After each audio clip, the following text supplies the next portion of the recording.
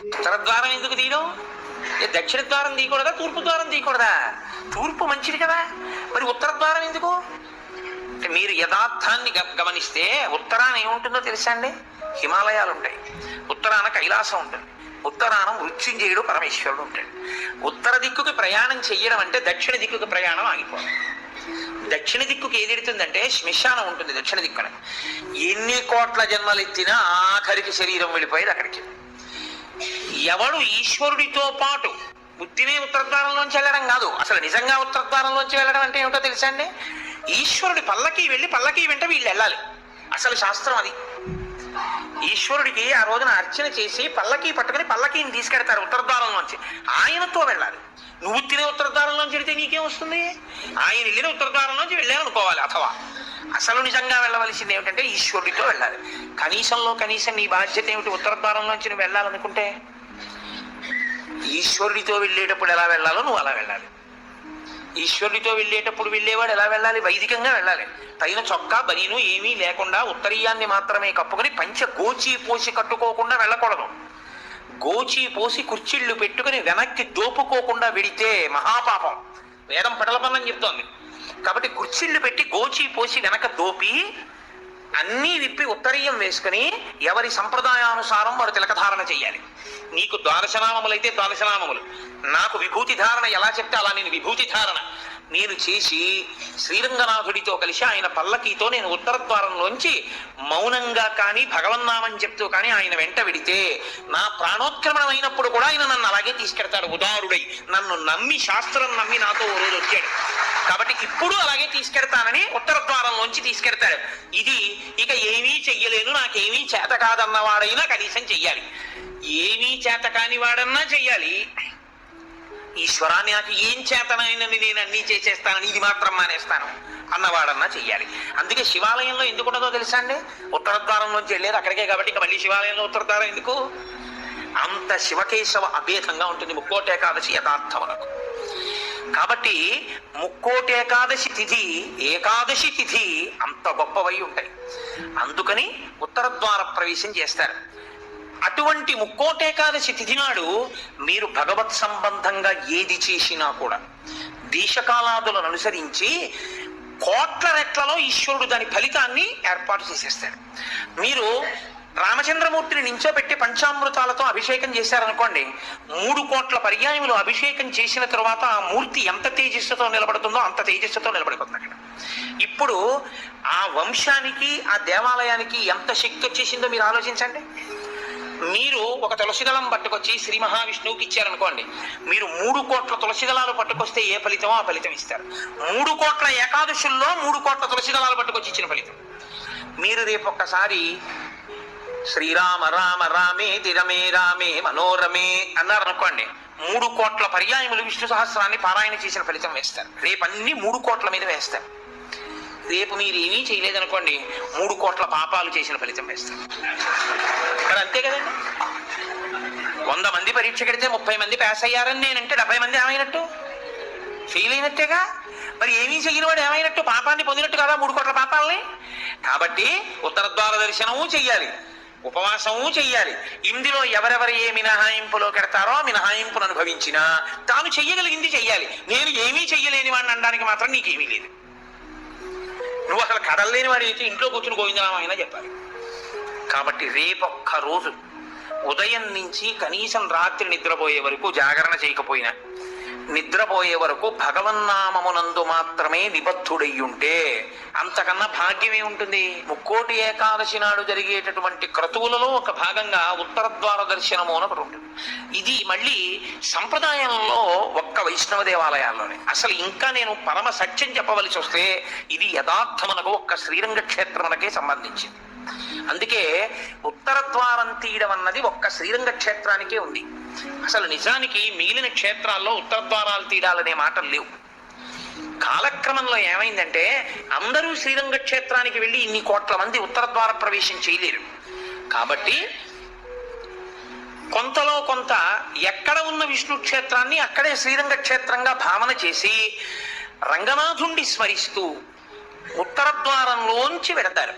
ఉత్తర ద్వారంలోంచి ఆ రోజున శ్రీ మహావిష్ణువు ఏమీ చెయ్యలేని వాడు, అన్ని విధాలా ఇంకా అసలు నేను ఈశ్వర ఏమీ చెయ్యలేను, నువ్వే నాకు ఆధారం, నువ్వే నన్ను తీసుకుపో అన్నవాణ్ణి ఉత్తర ద్వారం తెరిచి తనతో తీసుకుపోతాడు. ముక్కోటి ఏకాదశి చెయ్యడం అంటే శుద్ధోపవాస ప్రథమ నిర్జలోపవాసమే.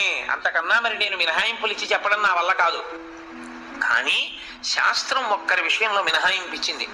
శరీర కష్టం చేసుకుని బ్రతికే వాణ్ణి మాత్రం ఉపవాసం చెయ్యమని నిర్బంధించవద్దు. వాడు పడిపోతాడు స్పృహ తప్పి, నీళ్లు తాగకపోతే. కానీ అవకాశం ఉన్న వాళ్ళు మాత్రం తప్పకుండా చెయ్యవలసినదే, అంతకన్నా మార్గము లేదు.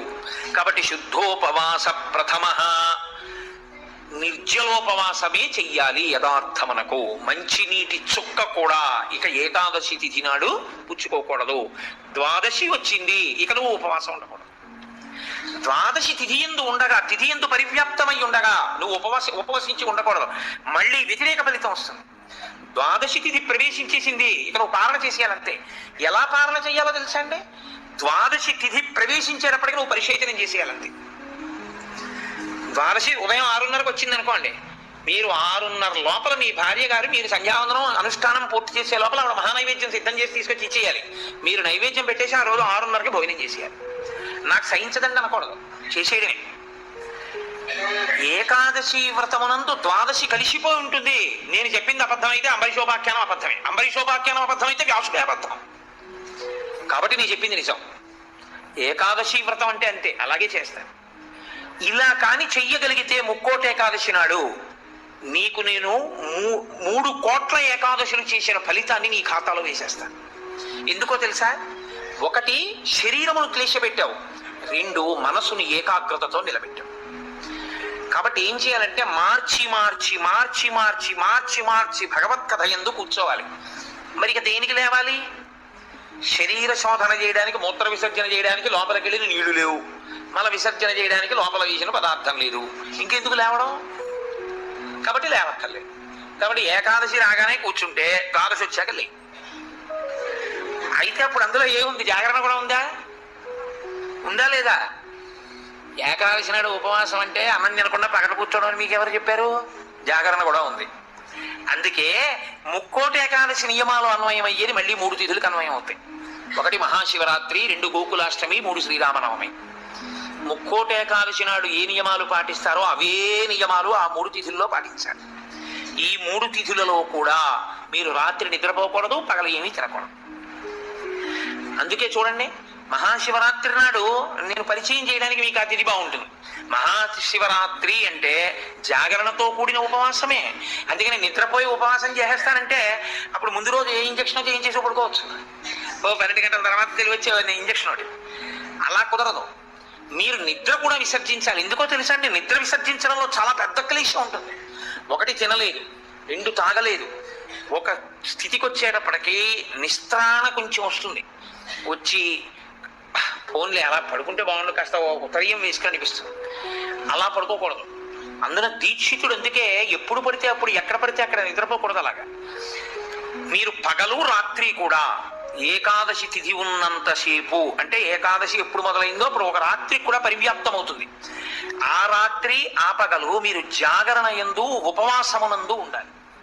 అంటే మారుస్తూ ఉండాలి. ఒకటే చేస్తున్నారు అనుకోండి, మనసు ఏమవుతుందంటే దాన్ని విడిచిపెట్టి ఇంకో చోటుకి వెళుతుంది. అందుకే ఏకాదశి చేసేటప్పుడు ఏం చేస్తారంటే సంఘంగా చేస్తారు. సాధారణంగా ఏకాదశి తిథిని ఒక్కడే చేయడం కొంచెం కష్టం. ఒక సంఘంగా అనుకుని ఏం చేస్తారంటే, ఏదో ఏకాదశి ప్రవేశించేటప్పటికి సంధ్యావందనం చేసుకుని ఇంట్లో కులదేవతార్చన చేసుకుని అందరూ కలిసి దేవాలయానికి చేరుకుంటారు. అందరూ కలిసి ఈశ్వరునికి సత్యనారాయణ వ్రతం చేస్తారు. అందరూ కలిసి విష్ణు సహస్రనామ స్తోత్ర పారాయణం చేస్తారు. అందరూ కలిసి త్యాగరాజస్వామి సంగీత విభావరి వింటారు. అందరూ కలిసి భజన చేస్తారు. అందరూ ఎవరో లేచి నాట్యం చేస్తారు. మిగిలిన వాళ్ళు చూస్తుంటారు. మారుస్తారు. మార్చి మార్చి మార్చి మార్చి భగవత్ శబ్దమునందే లీనమైపోతారు. ఏది చేస్తున్నా ఈశ్వర నామం పడుతుంటుంది. ద్వాదశి నాడు అన్నం తింటుంటే ఏది విన్నా గోవింద గోవింద అని అవే వినపడుతుంటాయి. ఇంకా ఏదో వెంకటాచలంలో 10 రోజులు ఉండి వచ్చిన వాడికి ఎక్కడ చూసినా గోవిందా అని వినపడినట్టు ఇంకా అస్తమానం గోవిందా అని వినపడుతుంటుంది. అంతగా నువ్వు ముక్కోటి ఏకాదశిని చెయ్యగలిగితే, అలా చేసినప్పుడు నీకు 3,00,00,000 ఏకాదశుల ఫలితాన్ని నీ ఖాతాలో వేస్తాను. నాకు ఇప్పుడు చెప్పండి, నిజంగా 3,00,00,000 ఏకాదశి చేసేవాళ్ళు ఎంతమంది? Subscribe daily Telugu TV. ఎవరికి వెయ్యాల ఫలితం? 24 ఏకాదశుల్లో ఒక్క ఏకాదశి అలా చేయగలవా అంటే దాని అర్థం ఏమిటో తెలుసా అండి? ఒక ఏకాదశి నిజంగా అలా చెయ్యాలని మీరు అనుకుంటే కనీసం ఇంకో ఏకాదశి మీరు అలా రిహార్సల్ వేయాలి. మీరు ఇంకో ఏకాదశికి రిహార్సల్ వేస్తే అది వస్తుంది ఇబ్బంది, కాబట్టి ఆ రోజు ఇది రాకుండా చూసుకుందామని మీరు జాగ్రత్త పడతారు. ఓ పని చేస్తున్నారు అనుకోండి, ముందే ఇలా చేస్తే బాగుంటుంది, ఇలా చేస్తే బాగుంటుందని ప్రణాళిక రచిస్తారే, ప్రణాళిక రచనకు పక్కన ఇంకొక ఏకాదశి జరగాలి. అందుకే 3,00,00,000 ఏకాదశి ఒక ఏకాదశి ఎవడు చేయడు, పక్కన ఇంకో ఏకాదశి చేసేస్తారు. కానీ ఏదో ఏకాదశి చేశారనుకోండి, ఓహో ఏకాదశి చేస్తే ఇదిగో ఇలా ఇలా ఇబ్బందులు ఉంటాయి. నేను మీకు ఒక ఉదాహరణ చెప్తాను. ఏకాదశి రేపు వ్రతం చేద్దాం అనుకుని ముందు రోజు మీరు పుల్లని పదార్థాలు, తీయటి పదార్థాలు బాగా తినేశారనుకోండి, మీరు ఇంక దాహాన్ని ఆపలేరు.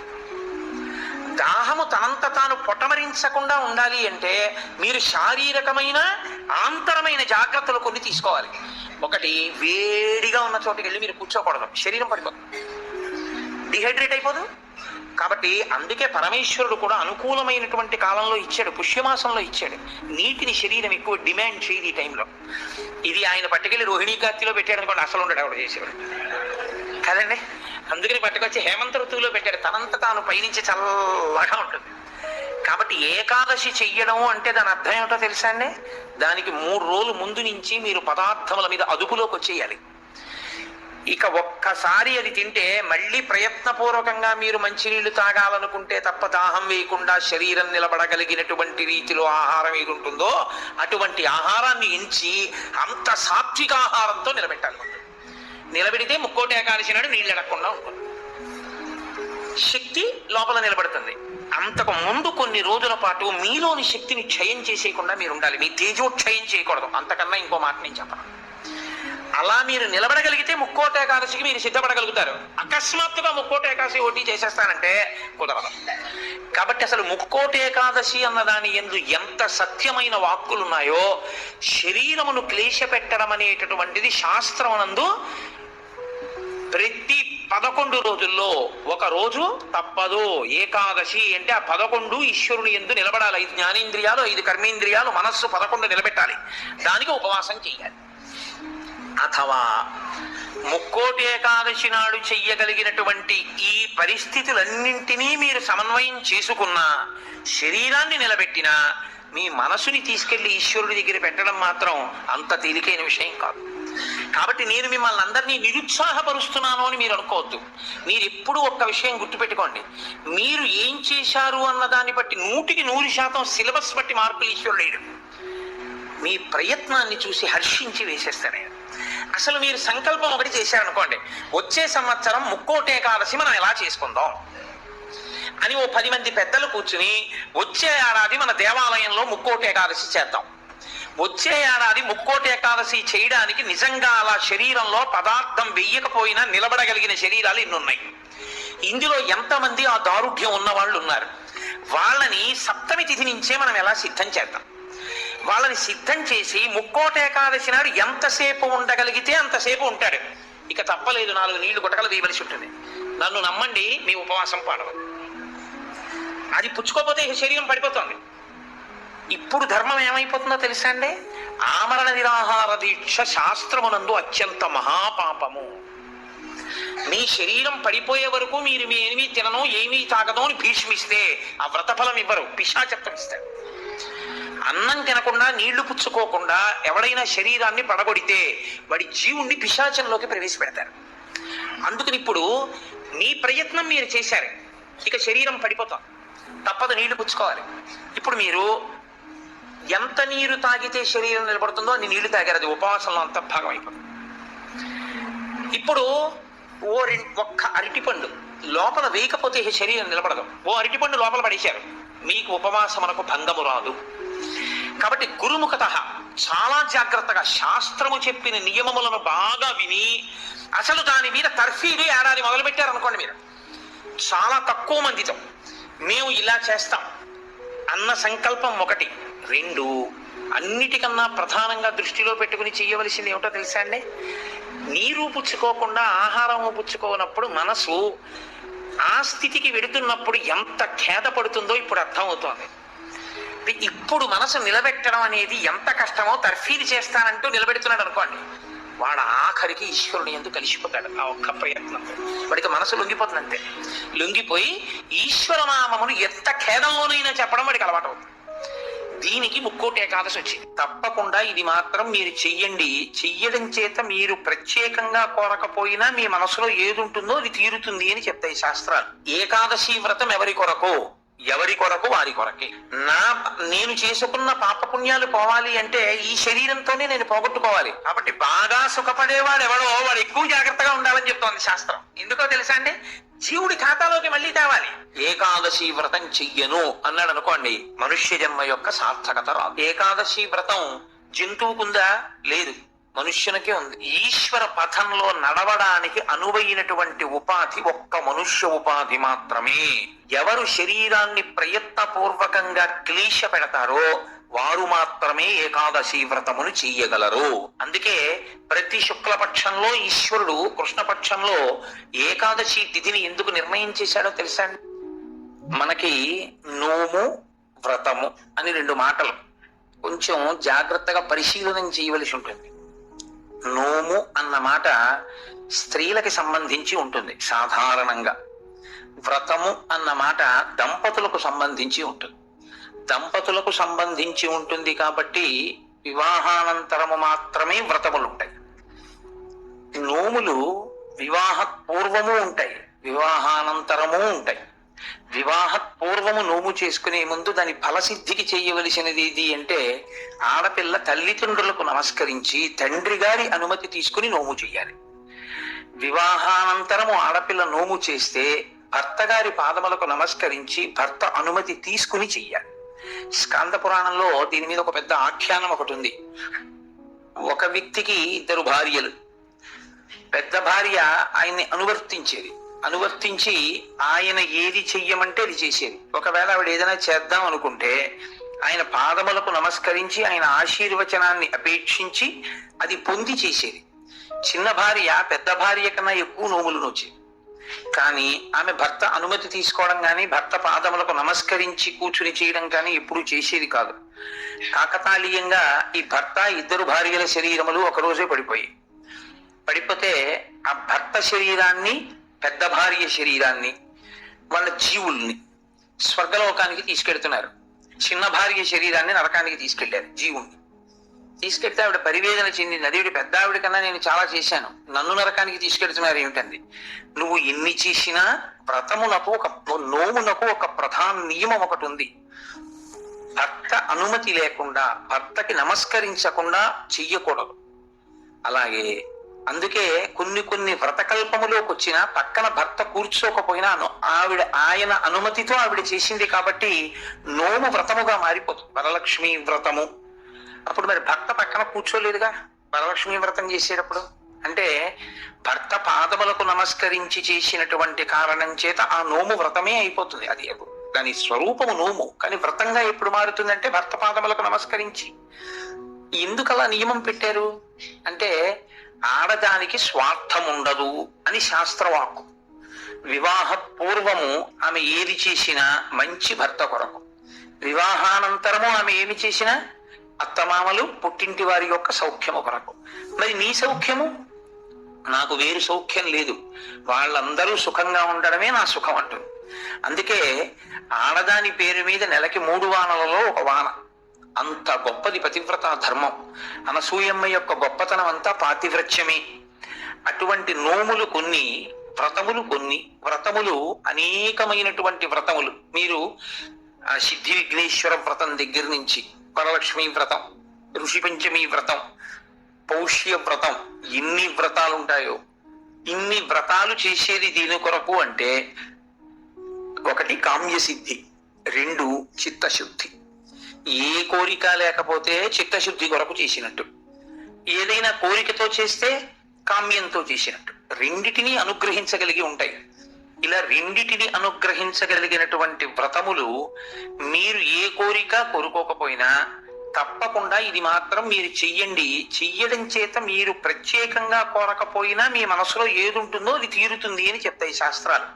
నేను మీకు ఒక ఉదాహరణ చెప్పాలంటే, వరలక్ష్మీ వ్రతాన్ని ప్రత్యేకమైన కోరికతో ఎవరు చెయ్యరు. వరలక్ష్మీ వ్రతం చేసేస్తారు అంతే. ఎందుకు వరలక్ష్మీ వ్రతం చేసేస్తారు అంటే దానికి ఒకటే ఫలితం: భర్త దీర్ఘాయుష్మంతుడవడం, పిల్లలు సుఖంగా ఉండడం. ఈ రెండు ప్రత్యేకంగా కోరి వ్రతం ఏ ఆడది చెయ్యదు. ప్రతి ఆడదానికి ఉండే కోరిక ఈ రెండే. కాబట్టి వరలక్ష్మీ వ్రతం ప్రత్యేకంగా చెయ్యాలా కోరికతో, లేకపోతే ఏ కోరిక లేకపోయినా చెయ్యాలా అంటే ఆ కోరిక నీకు ఎప్పుడూ ఉంటుంది. కాబట్టి వరలక్ష్మీ వ్రతం చేయడమే. కానీ వ్రతములలో కన్నిటికీ విలక్షణమైనటువంటి వ్రతం ఏకాదశి వ్రతము ఒక్కటే. ఏకాదశి వ్రతం బ్రహ్మచారి చెయ్యాలి, గృహస్థు చెయ్యాలి, వానప్రస్థు చెయ్యాలి, సన్యాసి చెయ్యాలి, నలుగురు చేస్తారు. పైగా మీకు తిథుల యొక్క నిర్ణయం చేత నైమిత్తికములు అని పిలుస్తారు. తిథులు అన్ని సంప్రదాయముల వాళ్ళు ఆ తిథులు చేయరు. సుబ్రహ్మణ్య షష్ఠి వచ్చిందనుకోండి, వైష్ణవులు చెయ్యాలి అని నియమం ఏం లేదు. అలాగే మహాశివరాత్రి వచ్చిందనుకోండి, వైష్ణవులు చెయ్యాలి అని నియమం ఏం లేదు. ఒక్కొక్కసారి హయగ్రీవ జయంతి అని వచ్చిందనుకోండి, స్మార్తులందరూ చెయ్యాలి అని నియమం ఏం లేదు. విశ్వక్సేన జయంతి అని వచ్చిందనుకోండి, అందరూ స్మార్తులు చెయ్యరు. విఘ్నేశ్వర చతుర్థి వచ్చిందనుకోండి, శాక్తేయులు కానీ వైష్ణవులు కానీ చెయ్యాలి అని పట్టుదలతో చేయడం కనపడదు. కానీ ఏకాదశి వ్రతం మాత్రం అన్ని సంప్రదాయముల వాళ్ళు చెయ్యాలి, అన్ని సంప్రదాయముల వాళ్ళు చెయ్యాలి, అన్ని ఆశ్రమముల వాళ్ళు చెయ్యాలి. అంత గొప్ప వ్రతం ఏదైనా ఉంటే అది ఏకాదశి వ్రతం ఒకటే. ఆ ఏకాదశి ప్రతి నెలలోనూ శుక్లపక్షంలో ఒక ఏకాదశి వస్తుంది, కృష్ణపక్షంలో ఒక ఏకాదశి వస్తుంది. కాబట్టి 12 నెలలలో 12 × 2 24 ఏకాదశులు వస్తాయి. ఈ 24 ఏకాదశుల్లో ఏ ఏకాదశి నాడు వ్రతం చెయ్యాలి అంటే 24 ఏకాదశులు వ్రతం చెయ్యాలి. ఒకవేళ 24 ఏకాదశులు కాకుండా అధిక మాసం వస్తే, అధిక మాసంలోని శుక్లపక్ష కృష్ణపక్షాల్లో వచ్చేటటువంటి ఏకాదశి తిథుల యందు కూడా వ్రతం చేయాలి. కాబట్టి ఏకాదశి తిథి నాడు చేయవలసినటువంటి వ్రతానికి మాత్రం ఎక్కడా శాస్త్రములలో ఏ ఆశ్రమము వారికి మినహాయింపు లేదు, అందరూ చేయవలసిందే. ఒక్కొక్క ఏకాదశిని ఒక్కొక్క పేరుతో పిలుస్తారు. ఉదాహరణకి పుత్రైకేకాదశి అని ఒక ఏకాదశి 24 ఏకాదశుల్లో. కానీ మనకి ప్రత్యేకించి పుష్యమాసంలో వచ్చేటటువంటి ఏకాదశి ముక్కోటి ఏకాదశి అని పిలుస్తారు. ముక్కోటి ఏకాదశి అని పిలిస్తే దాని వెనక రహస్యం ఏమిటి అసలు? ముక్కోటి ఏకాదశి అంటే 3 కోట్ల ఏకాదశి. పోనీ దేవతల సంఖ్య చూద్దామా, 33 కోట్లు. 3 కోట్లు కాదు. మరి ముక్కోటి ఏకాదశి అన్న పేరు అసలు ఎందుకు వచ్చింది? 3 కోట్ల ఏకాదశి అన్న పేరు రావడానికి కారణం ఏమిటి అంటే, ఏ ఏకాదశిని విడిచిపెట్టి ఉండడానికి వీలు లేనటువంటి స్థితిలో ఏకాదశి చేయకుండా జీవించేసేవాళ్ళం మనం. ఏ ఆశ్రమంలోనూ కూడా బ్రహ్మచారిగా ఉండగానూ ఏకాదశి లేదు, గృహస్థుగాను ఏకాదశి లేదు. మిగిలిన 2 ఆశ్రమాల గురించి నేను మాట్లాడను, ఎందుకంటే వాటిని స్పృశించి మాట్లాడే అధికారం నాకు లేదు. కాబట్టి ఈ 2 ఆశ్రమాల్లోనూ ఏకాదశి చెయ్యట్లేదు. మరి అంత గొప్ప ఏకాదశి వ్రతాన్ని చెయ్యకపోతే పాడైపోతున్నాడు. కాబట్టి ఏకాదశి నాడు వ్రతం చేస్తే 3 కోట్ల ఏకాదశులు చేసినటువంటి ఫలితం వస్తుందో ఆ ఏకాదశికి ముక్కోటి ఏకాదశి అని పేరు. కాబట్టి 3 కోట్ల ఏకాదశులు చెయ్యడము అంటే ఈ ఉపాధితో ఉండగా చేసేవి 3 కోట్ల ఏకాదశులు ఒక్కనాటికి ఉండవు. ఈ ఉపాధి కాకుండా పూర్వం పొందినటువంటి తిర్యక్ ఉపాధులు కానీ, హీనోపాధులు కానీ, జంతువులు మొదలైనటువంటి ఉపాధులు కానీ వాటికి ఏకాదశి వ్రతం లేదు. మరి 3 కోట్ల ఏకాదశులు నువ్వు చేసినట్టు అన్న ఫలితాన్ని మీకు ఎలా ఇస్తారు అంటే, ఈ శరీరంతో 3 కోట్ల ఏకాదశులు చేయడానికి కావలసిన నాళ్ళు బ్రతకడానికి ఆయుర్దాయాన్ని ఈశ్వరుడు నీకు ఇస్తే, 3 కోట్ల ఏకాదశులు చెయ్యగలిగితే నిరంతరంగా ఎంత పెద్ద ఫలితం నీకు సంప్రాప్తిస్తుందో అంత పెద్ద ఫలితాన్ని ఈశ్వరుడు అనుగ్రహించి సంవత్సరంలో కనీసం ముక్కోటి ఏకాదశి చేసినటువంటి వాడి ఖాతాలో వేస్తాడు. అంటే నైమిత్తిక తిథిగా ముక్కోటి ఏకాదశి అంత విశేషమైనటువంటి స్థితిని పొంది ఉంటుంది. ముక్కోటి ఏకాదశి నాడు ఏం జరిగితే ఈశ్వరుడు ఈ స్థితిని ఇచ్చాడు? ముక్కోటి ఏకాదశి నాడు 2 జరిగాయి అని చెప్తారు. ఒకటి, అమృతం పాలసముద్రంలోంచి పైకొచ్చి. రెండు, ముక్కోటి ఏకాదశి నాడే పరమేశ్వరుడు హాలాహలాన్ని భక్షణ చేశాడు. పరమేశ్వరుడు లోకం కోసం హాలాహలాన్ని భక్షించాడు కాబట్టి ఆ రోజున మేమేమీ తినకుండా ఉంటామంటారు శైవులు. అమృతాన్ని లోకం కోసం ఉత్పాదించి మహాకూర్మంగా పాలసముద్రంలో పడుకుని తన వీపు అంత ఒరుసుకుపోతున్నా దేవతలకు అమృతోత్పాదనం చేసి వాళ్ళని కాపాడి రాక్షసుల్ని మోహిని రూపంలో నిగ్రహించాడు కాబట్టి విష్ణు స్వరూపం కోసం మేము ఉపవాసం ఉంటున్నామంటారు వైష్ణవులు. విష్ణువు అంత గొప్ప స్థితిని పొంది దేవతలకి రాక్షసులకి అమృతాన్ని పంచేటప్పుడు రాక్షసులకు చిక్కకుండా దేవతలకి పంచడానికి కావలసిన మోహ పెట్టగలిగినంత సౌందర్యాన్ని అమ్మవారిని ఉపాసన చేసి పంచగలిగాడు కాబట్టి అమ్మవారు ఈ అదృష్టాన్ని కల్పించింది కాబట్టి మేము ఉపవాసం ఉంటామంటారు శాక్తేయులు. అసలు ఇన్ని కార్యాలు జరిగాయి అంటే ఏ విఘ్నం లేకుండా చేసిన వాడు మా గణపతే కాబట్టి మేము ఈ రోజున ఉపవాసం ఉంటామంటారు గణాపత్యుడు. ముక్కోటి ఏకాదశి నాడు మీరు చెయ్యండి అని చెప్పవలసిన అవసరం లేకుండా అన్ని సంప్రదాయముల వాళ్ళు ఉపవాసం ఉండడానికి కారణం బాహ్యంలో అది. ఆంతరమునకు సంబంధించినంత వరకు ఏకాదశి వ్రతానికి సంబంధించి ఒక గొప్ప రహస్యాన్ని శాస్త్రం ఆవిష్కరిస్తుంది. ఈ శరీరాన్ని ఇచ్చుదండంతో పోలుస్తారు. ఇచ్చుదండము అంటే చెరుకు కర్ర. అమ్మవారి చేతిలో చెరుకు కర్ర కదు పట్టుకుంటుంది. మనకి భగవంతుడిచ్చినటువంటి చాలా గొప్ప వరం ఏమిటో తెలుసా అండి? మన ముఖం మనకి కనపడకుండా చేయడం. ఒక్క సెల్ ఫోన్ దొరికితేనే వాడు మైమరిచిపోయి 2 వీలర్ మీద సెల్ ఫోన్ చెవి దగ్గర పెట్టుకుని యాక్సిడెంట్లు చేస్తున్నాడు. ఎవడి ముఖం వాడికి కనపడింది అనుకోండి, ఇంకా ఇతరాలు ఎందుకు చూస్తాడు? వాడి ముఖం వాడు చూసుకుంటూ కూర్చుంటాడు. అద్దం దొరికింది అనుకోండి, ఎందుకంత సంతోషం? ఎవడికి వాడంత అందగాడు వాడికి లేడు. ఆ అద్దం చూసుకుంటూ మురిసిపోతుంటాడు పసిపిల్లల దగ్గర నుంచి. తన స్వరూపము, స్వ అన్న మాట వాడటం కూడా మంచిది కాదు. ఎందుకంటే శంకరాచార్యులు వారు స్వరూప అన్న మాటని వేరొక చోట వాడతారు. స్వరూపానుసంధానం భక్తిరుత్యభిధీయతే అంటారు. అందుకని తన రూపాన్ని తాను చూసుకుని మురిసిపోవడానికి ఉపకరణము దర్పణము, అద్దం. ఎప్పుడు మనకెలా ఉంటుందంటే చెరుకు కర్రకి కింద నుంచి పై వరకు మీరు ఎక్కడ కొరకండి తీపి, అలాగే మన శరీరం అంటే కింద నుంచి పై వరకు మనకి తీపి. ఈ శరీరంలో అబ్బాయి బొట్టు పెట్టుకోరా అన్నారు అనుకోండి, వాడికి బొట్టు పెట్టుకోవడానికి చిన్నతనం. బొట్టు పెట్టుకుంటే వాడి అందం అంతా ఏదో పాడైపోతుందని వాడికి ఒక భ్రాంతి. అందుకని వాడు బొట్టు పెట్టుకోడు. వాడు బొట్టు పెట్టుకోక ఏం కోల్పోతున్నాడో వాడికి తెలియదు. తెలియక బొట్టు పెట్టుకోవడానికి పెద్ద భేషజం. నిజంగా నువ్వు పెట్టుకున్న బొట్టు నీకు సాంప్రదాయికమైన సౌందర్యాన్ని, ఎంత సౌందర్యాన్ని తీసుకొస్తుందో నీకు తెలియదు. ఈశ్వరుడు పుట్టుమచ్చ తీసుకొచ్చి పెట్టుంటే ఏం చేస్తావు? పెట్టుకోరా అన్న బొట్టు మాత్రం పెట్టుకోవడానికి మనకు అంత కష్టం ఎందుకని? అయ్యి బాబోయ్, ఈ శరీరం యొక్క అందం ఏమైపోతుందో అని. కానీ శాస్త్రం అంటుంది అసలు 84 లక్షల జీవరాశులలో ఈశ్వర పథంలో నడవడానికి అనువైనటువంటి ఉపాధి ఒక్క మనుష్య ఉపాధి మాత్రమే. ఏకాదశి వ్రతం జంతువుకుందా? లేదు, మనుష్యునికే ఉంది. భగవన్నామం చెప్పగలిగినటువంటి అదృష్టం ఇతర ప్రాణికి ఉందా? ఒక్క మనుష్యుడికి ఉంది. భగవత్ పూజ చేసేటటువంటి అదృష్టం ఇతర ప్రాణికి ఉందా? ఒక్క మనుష్యునికే ఉంది. ఇన్ని అదృష్టములు మనుష్యునకు ఉన్నా మనుష్యుడు దేని కొరకు వీటన్నిటినీ విడిచిపెడతాడు అని అడిగింది. అంటే దాన్ని చాలా గొప్ప రహస్యమైనటువంటి విధి విధానంలో కట్టడి చేసి మనిషికి భోగమునందు ఉండేటటువంటి లాలసని ఈశ్వరుడు నిరూపణం చేస్తాడు. ఉపాసన కాలం అంతా దక్షిణాయనం, దక్షిణాయనం అంతా ఉపాసన, ఉత్తరాయణం అంతా తరిస్తాడు. బాగా చదువుకోవలసిన సమయంలో చదువుకున్నవాడు పరీక్షలు రాసినప్పుడు రాసి ఇంక సెలవుల్లో ఆడుకున్నట్టు. దక్షిణాయనంలో ఉపాసన చేయడానికి అడ్డొచ్చేది అంటే ప్రకృతి. ప్రకృతి బాహ్య ప్రకృతి, ఇక్కడ ఉండేటటువంటి ప్రకృతి అంటే బ్రహ్మాండ ప్రకృతి, పిండాండ ప్రకృతి. మీరు చూడండి, దక్షిణాయనం ఆషాఢ మాసం దగ్గరలో ప్రారంభం అవుతుంది. ఆషాఢ మాసం దగ్గర నుంచి ఇంకా మీకు వరస అన్ని ఈశ్వరోపాసనకి సంబంధించినవి. విఘ్నేశ్వర వ్రతకల్పం కానివ్వండి, లేకపోతే శ్రావణ మాసం శుక్రవారాలు కానివ్వండి, మంగళగౌరీ వ్రతం కానివ్వండి, ఆ తర్వాత వచ్చేటటువంటి శరత్కాలంలో వచ్చే దేవీ నవరాత్రులు కానివ్వండి, తదనంతరం కార్తీకం, మార్గశీర్షం, పుష్యం, మాఘం, ఇవన్నీ విశేషమైనటువంటి ఆరాధన. భగవంతుణ్ణి ఆరాధించి మిక్కుటమైన ఫలితాన్ని పొందడానికి కావలసిన తిథులన్నీ అక్కడే ఉంటాయి. కానీ ఈయన ఎందుకు లేవలేడు, ఎందుకు ప్రాతకాల స్నానం చెయ్యలేడు?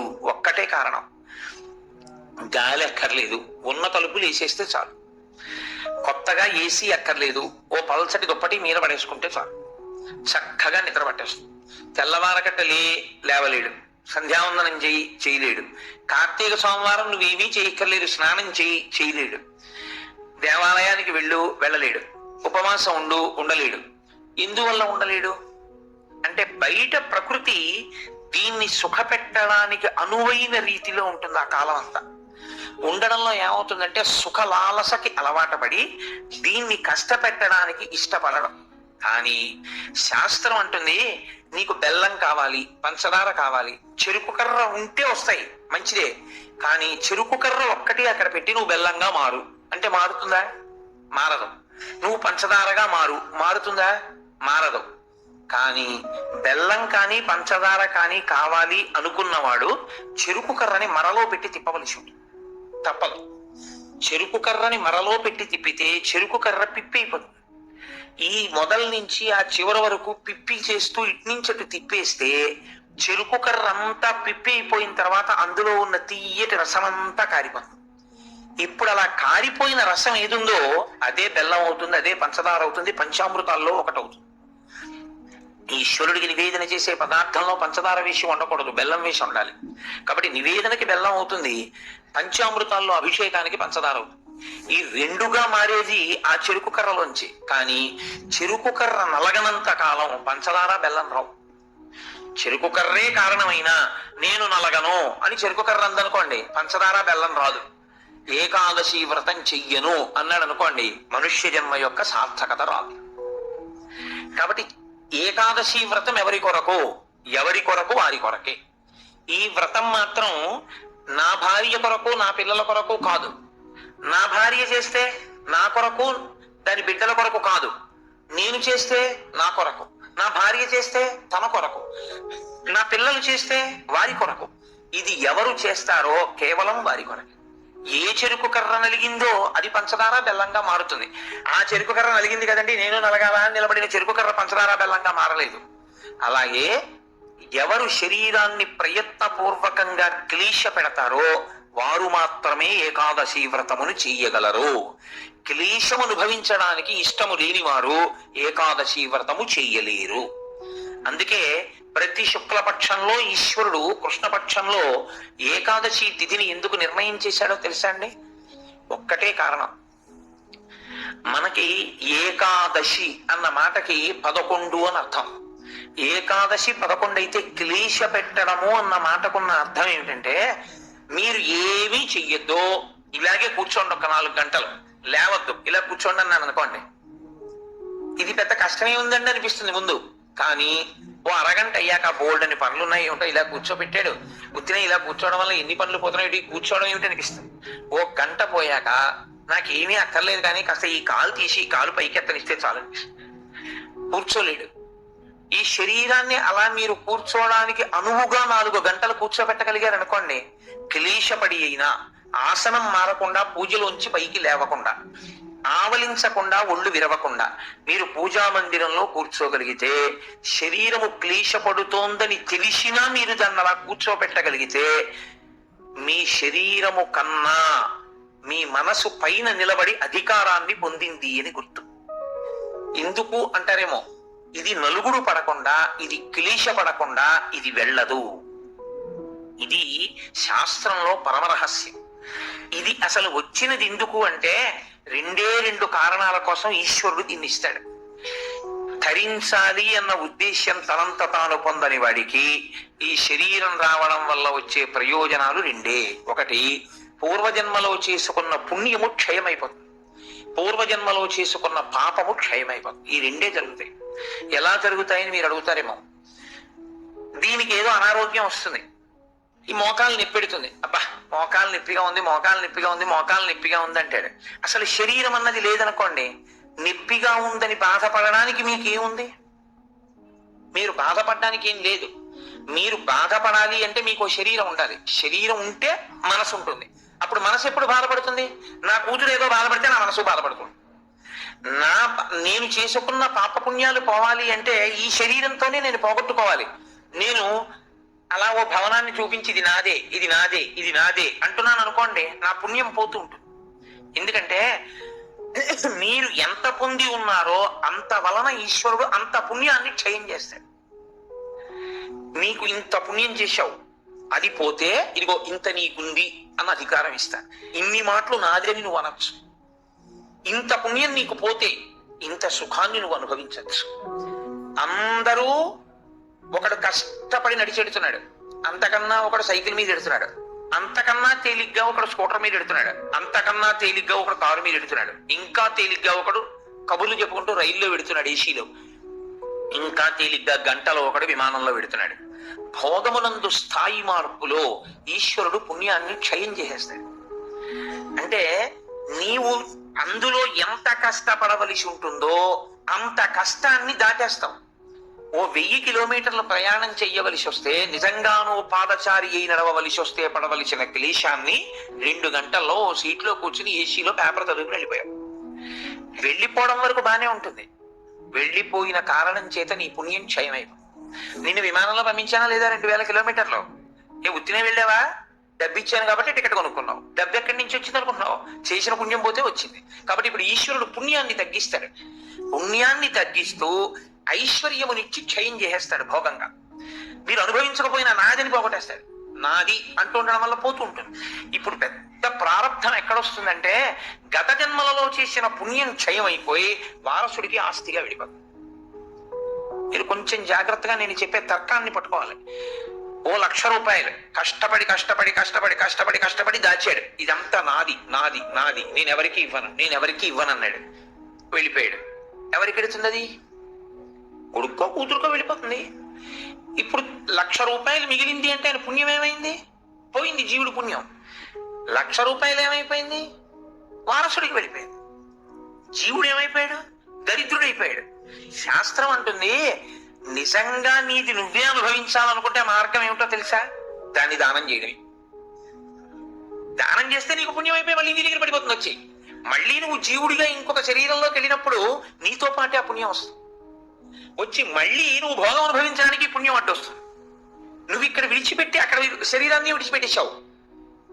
శరీరం విడిచిపెట్టిన ఉత్తర క్షణంలో ఇంక జీవుడికి సంబంధం లేదు, దానికి సంబంధించింది. వేరే శరీరంలోకి వెళ్ళిపోతాడు.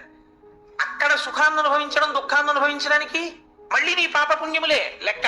ఏది ఏం పెట్టి అనుభవింపజేయాలి? అందుకని బాగా కష్టపడిపోతున్నాడు, పాపం పోతోందని గుర్తు. బాగా సుఖపడిపోతున్నాడు, పుణ్యం పోతోందని గుర్తు. మీరు జాగ్రత్తగా పట్టుకుంటే, బాగా కష్టపడుతున్న వాడెవరో వాడు తన పాపాన్ని పోగొట్టుకుంటున్న అదృష్టవంతుడు. బాగా సుఖపడుతున్న వాడెవరో వాడు తన పుణ్యాన్ని పోగొట్టుకుంటున్న దురదృష్టవంతుడు. కాబట్టి బాగా సుఖపడేవాడెవడో వాడు ఎక్కువ జాగ్రత్తగా ఉండాలని చెప్తోంది శాస్త్రం. ఎందుకో తెలుసా అండి? జీవుడి ఖాతాలోకి మళ్ళీ తేవాలి. జీవుడి ఖాతాలోకి మళ్ళీ తేవాలంటే ప్రయత్నపూర్వక త్యాగం చెయ్యాలి. త్యాగే నైకే అమృతత్వ మానసు. అది చెయ్యవు, జీవుడు దరిద్రుడు అవుతాడు. శరీరాన్ని ఉందండి, ఇందులో ఎన్నాళ్ళు ఉంటావు? ఇదో అద్దె పంప. భగవాన్ రమణులు చెప్పినట్టు ఇవాళ రేపో ఖాళీ చేసేయాలి. ఖాళీ చేసేసి వెళ్ళిపోతారు. వెళ్ళిపోయిన తర్వాత అందులోకి వెళ్ళిన తర్వాత, అయ్యా మళ్ళీ నేను విమానం ఎక్కుతానండి, అయ్యా మళ్ళీ నేను గుర్రం ఎక్కుతానండి, అయ్యా నేను మళ్ళీ ఏనుగులు ఎక్కుతానండి, మళ్ళీ నేను ఉపన్యాసాలు చెప్తానండి అంటే నీ మోహం గతంలో నువ్వు చెప్పిందే ఉంది, నువ్వు చేసిందే ఉంది. పావలాకా చూసుకోకుండా చెప్పింది ఏమైనా ఉందా? మళ్ళీ చెప్పడానికి నువ్వు భక్తితో చెప్పింది ఏమైనా ఉందా? కీర్తి కండూతి లేకుండా నువ్వు చెప్పింది ఏమైనా ఉందా మళ్ళీ నువ్వు చెప్పడానికి? నువ్వు ఏదీ కోరకుండా ఈశ్వరుణ్ణి నమ్మి ఇలా పెట్టింది ఏమైనా ఉందా? దాన్ని అక్షయం ఈశ్వరుడు చేయడానికి. పుణ్యమన్న కోరికతో కాదు, ఈశ్వరుడు ఇచ్చాడు ఈశ్వరుడికి ఇస్తున్నాను అని ఇవ్వగలవా? భవతే విష్ణు స్వరూపాయతే అంటూ ఇవ్వగలవా? అలా ఇవ్వగలిగితే అక్షయం చేస్తాడు ఈశ్వరుడు దాన్ని. నువ్వు ఇచ్చిన రూపాయి 1 కోటి రూపాయలు అయిపోతుంది పుణ్యంలో. అది చమత్కారం. అది అసలు జీవన విధానమునందుండేటటువంటి పెద్ద రహస్యం. అందుకే ధర్మశాస్త్రం ఎంత దాచాలి, ఎంత ఖర్చు పెట్టాలి, ఎంత దానం చెయ్యాలి కూడా చెప్పేసి, తనకి కావలసినంత ఖర్చు పెట్టుకోనివాడు తనని తాను ఖేద పెట్టుకున్నవాడు. తనకి కావలసిన దానికన్నా ఎక్కువ ఖర్చు పెట్టినవాడు తన భవిష్యత్ తరాలకి ద్రోహం చేసిన. తనకి కావలసిన కన్నా ఖర్చు పెట్టడం అంటే అసలు నీకున్నదంతా దానం చేయమని శాస్త్రం చెప్పదు. ఎందుకో తెలుసా అండి? గృహస్థుకి నియమం ఉంది, బిడ్డలకి విడిచిపెట్టాలి, విడిచిపెట్టకుండా వెళ్ళకూడదు. కానీ 3వ వంతు మాత్రం దానం చేసుకోకపోతే జీవుడు పాడైపోతాడు, పుణ్యం పోయింది. మళ్ళీ పుణ్యం ఏది జీవుడి ఖాతాలో? అందున అసలు ఏ ప్రతిఫలాపేక్ష లేకుండా ఈశ్వరుడు ఇచ్చాడు, ఈశ్వరుడు కొరకు అంటూ ఇచ్చిన వాడిది 1 కోటి చేస్తూ పెడతాడు ఈశ్వరుడు. కాబట్టి క్లేశము లేక నీవు తరించలేవు. ఇది సనాతన ధర్మమునందు అంతర్లీనమైనటువంటి ప్రతిపాదన. మీ జీవితంలో మీరు ఎప్పుడూ మీ కొరకు మీరు కాకుండా మీరు పక్కవారి కొరకు కూడా ఏదో చేస్తూ ఉండాలి. దేని కొరకు అంటే వాడికి లేనివాడని కాదు, భవతే విష్ణు స్వరూపాయతే. ఆ విష్ణువే నన్ను తరింపచేయడానికి అక్కడ పుచ్చుకునేవాడిగా నిలబడ్డాడు. ఆయన అలా నిలబడకపోతే నా పుణ్యం ఎలా వృద్ధి పొందుతుంది? నా జీవుడికి ఖాతాలో ఎలా పడుతుంది ఐశ్వర్యం? కాబట్టి విష్ణువే వచ్చి లేనివాడిగా నించుని నా దగ్గర పుచ్చుకుంటున్నాడు. అందుకే ఇచ్చేవాడు పుచ్చుకునేవాడికి నమస్కారం అందుకు చేస్తారు సనాతన ధర్మంలో. అందుకే పుచ్చుకున్నవాడు ఇచ్చిన వాడికి చేయడు, ఇచ్చినవాడు పుచ్చుకున్నవాడికి నమస్కారం చేస్తాడు. ఇక్కడి ఐశ్వర్యం భవిష్యత్ జన్మలలో ఐశ్వర్యంగా మార్పు చేయడానికి ఆయన ఉపకరణంగా నిలబడ్డాడు. కాబట్టి ఇప్పుడు అసలు శరీరమును క్లేశ పెట్టకుండా నీవు తరించలేవు. ఇందులో మొదటి మెట్టు ఎక్కడి వరకు? పునర్జన్మ సిద్ధాంతమును అంగీకరించినప్పుడు జీవుడు మళ్ళీ శరీరాన్ని తీసుకుంటే అన్న దగ్గర నువ్వు ఏదో ఒకటి చెయ్యాలి. ఏమంటే నా దగ్గర అంత డబ్బు లేదు, ఈశ్వరుడి పల్లకి మొయ్యి. ఏమంటే నేను పల్లకి మొయ్యలేను, కూర్చుని భగవత్ కథ వినగలవా? విను. నేను భగవత్ కథ కూడా వినలేను, పోనీ నామం చెప్పగలవా? చెప్పు. నేను నామం కూడా చెప్పలేను పైకి, పోనీ నోట్లో అనుకోగలవా? అనుకో. స్మరణం, మనసుతో ఈశ్వరుణ్ణి స్మరించగలవా? స్మరించు. నువ్వు ఏది చేసినా పుణ్యమే. నువ్వు ఈశ్వరుడితో ఎలాగైనా దగ్గరి సంబంధాన్ని పెట్టుకుంటే నువ్వు నిచ్చెన ఎక్కుతున్నవాడివే. ఇందులో మళ్ళీ 2 మార్గాలు ఉంటాయి. మొదటి మార్గము ఉత్తర జన్మల యందు జీవుణ్ణి సుసంపన్నుణ్ణి చేసుకోవడం. ఎందుకో తెలుసా అండి? ఉత్తరాయణంలో వెళ్ళిపోయాడు అంటారు. ఉత్తరాయణంలో వెళ్ళిపోయాడు అంటే దక్షిణాయనంలో వెళ్ళిపోయిన వాడు నిర్భాగ్యుడు అని కాదు దాని అర్థం. ఉత్తరాయణంలో వెళ్ళిపోయిన వాడు అంటే ఏంటంటే చేసుకోవలసిందంతా చేసుకుని వెళ్ళిపోయిన వాడు అని.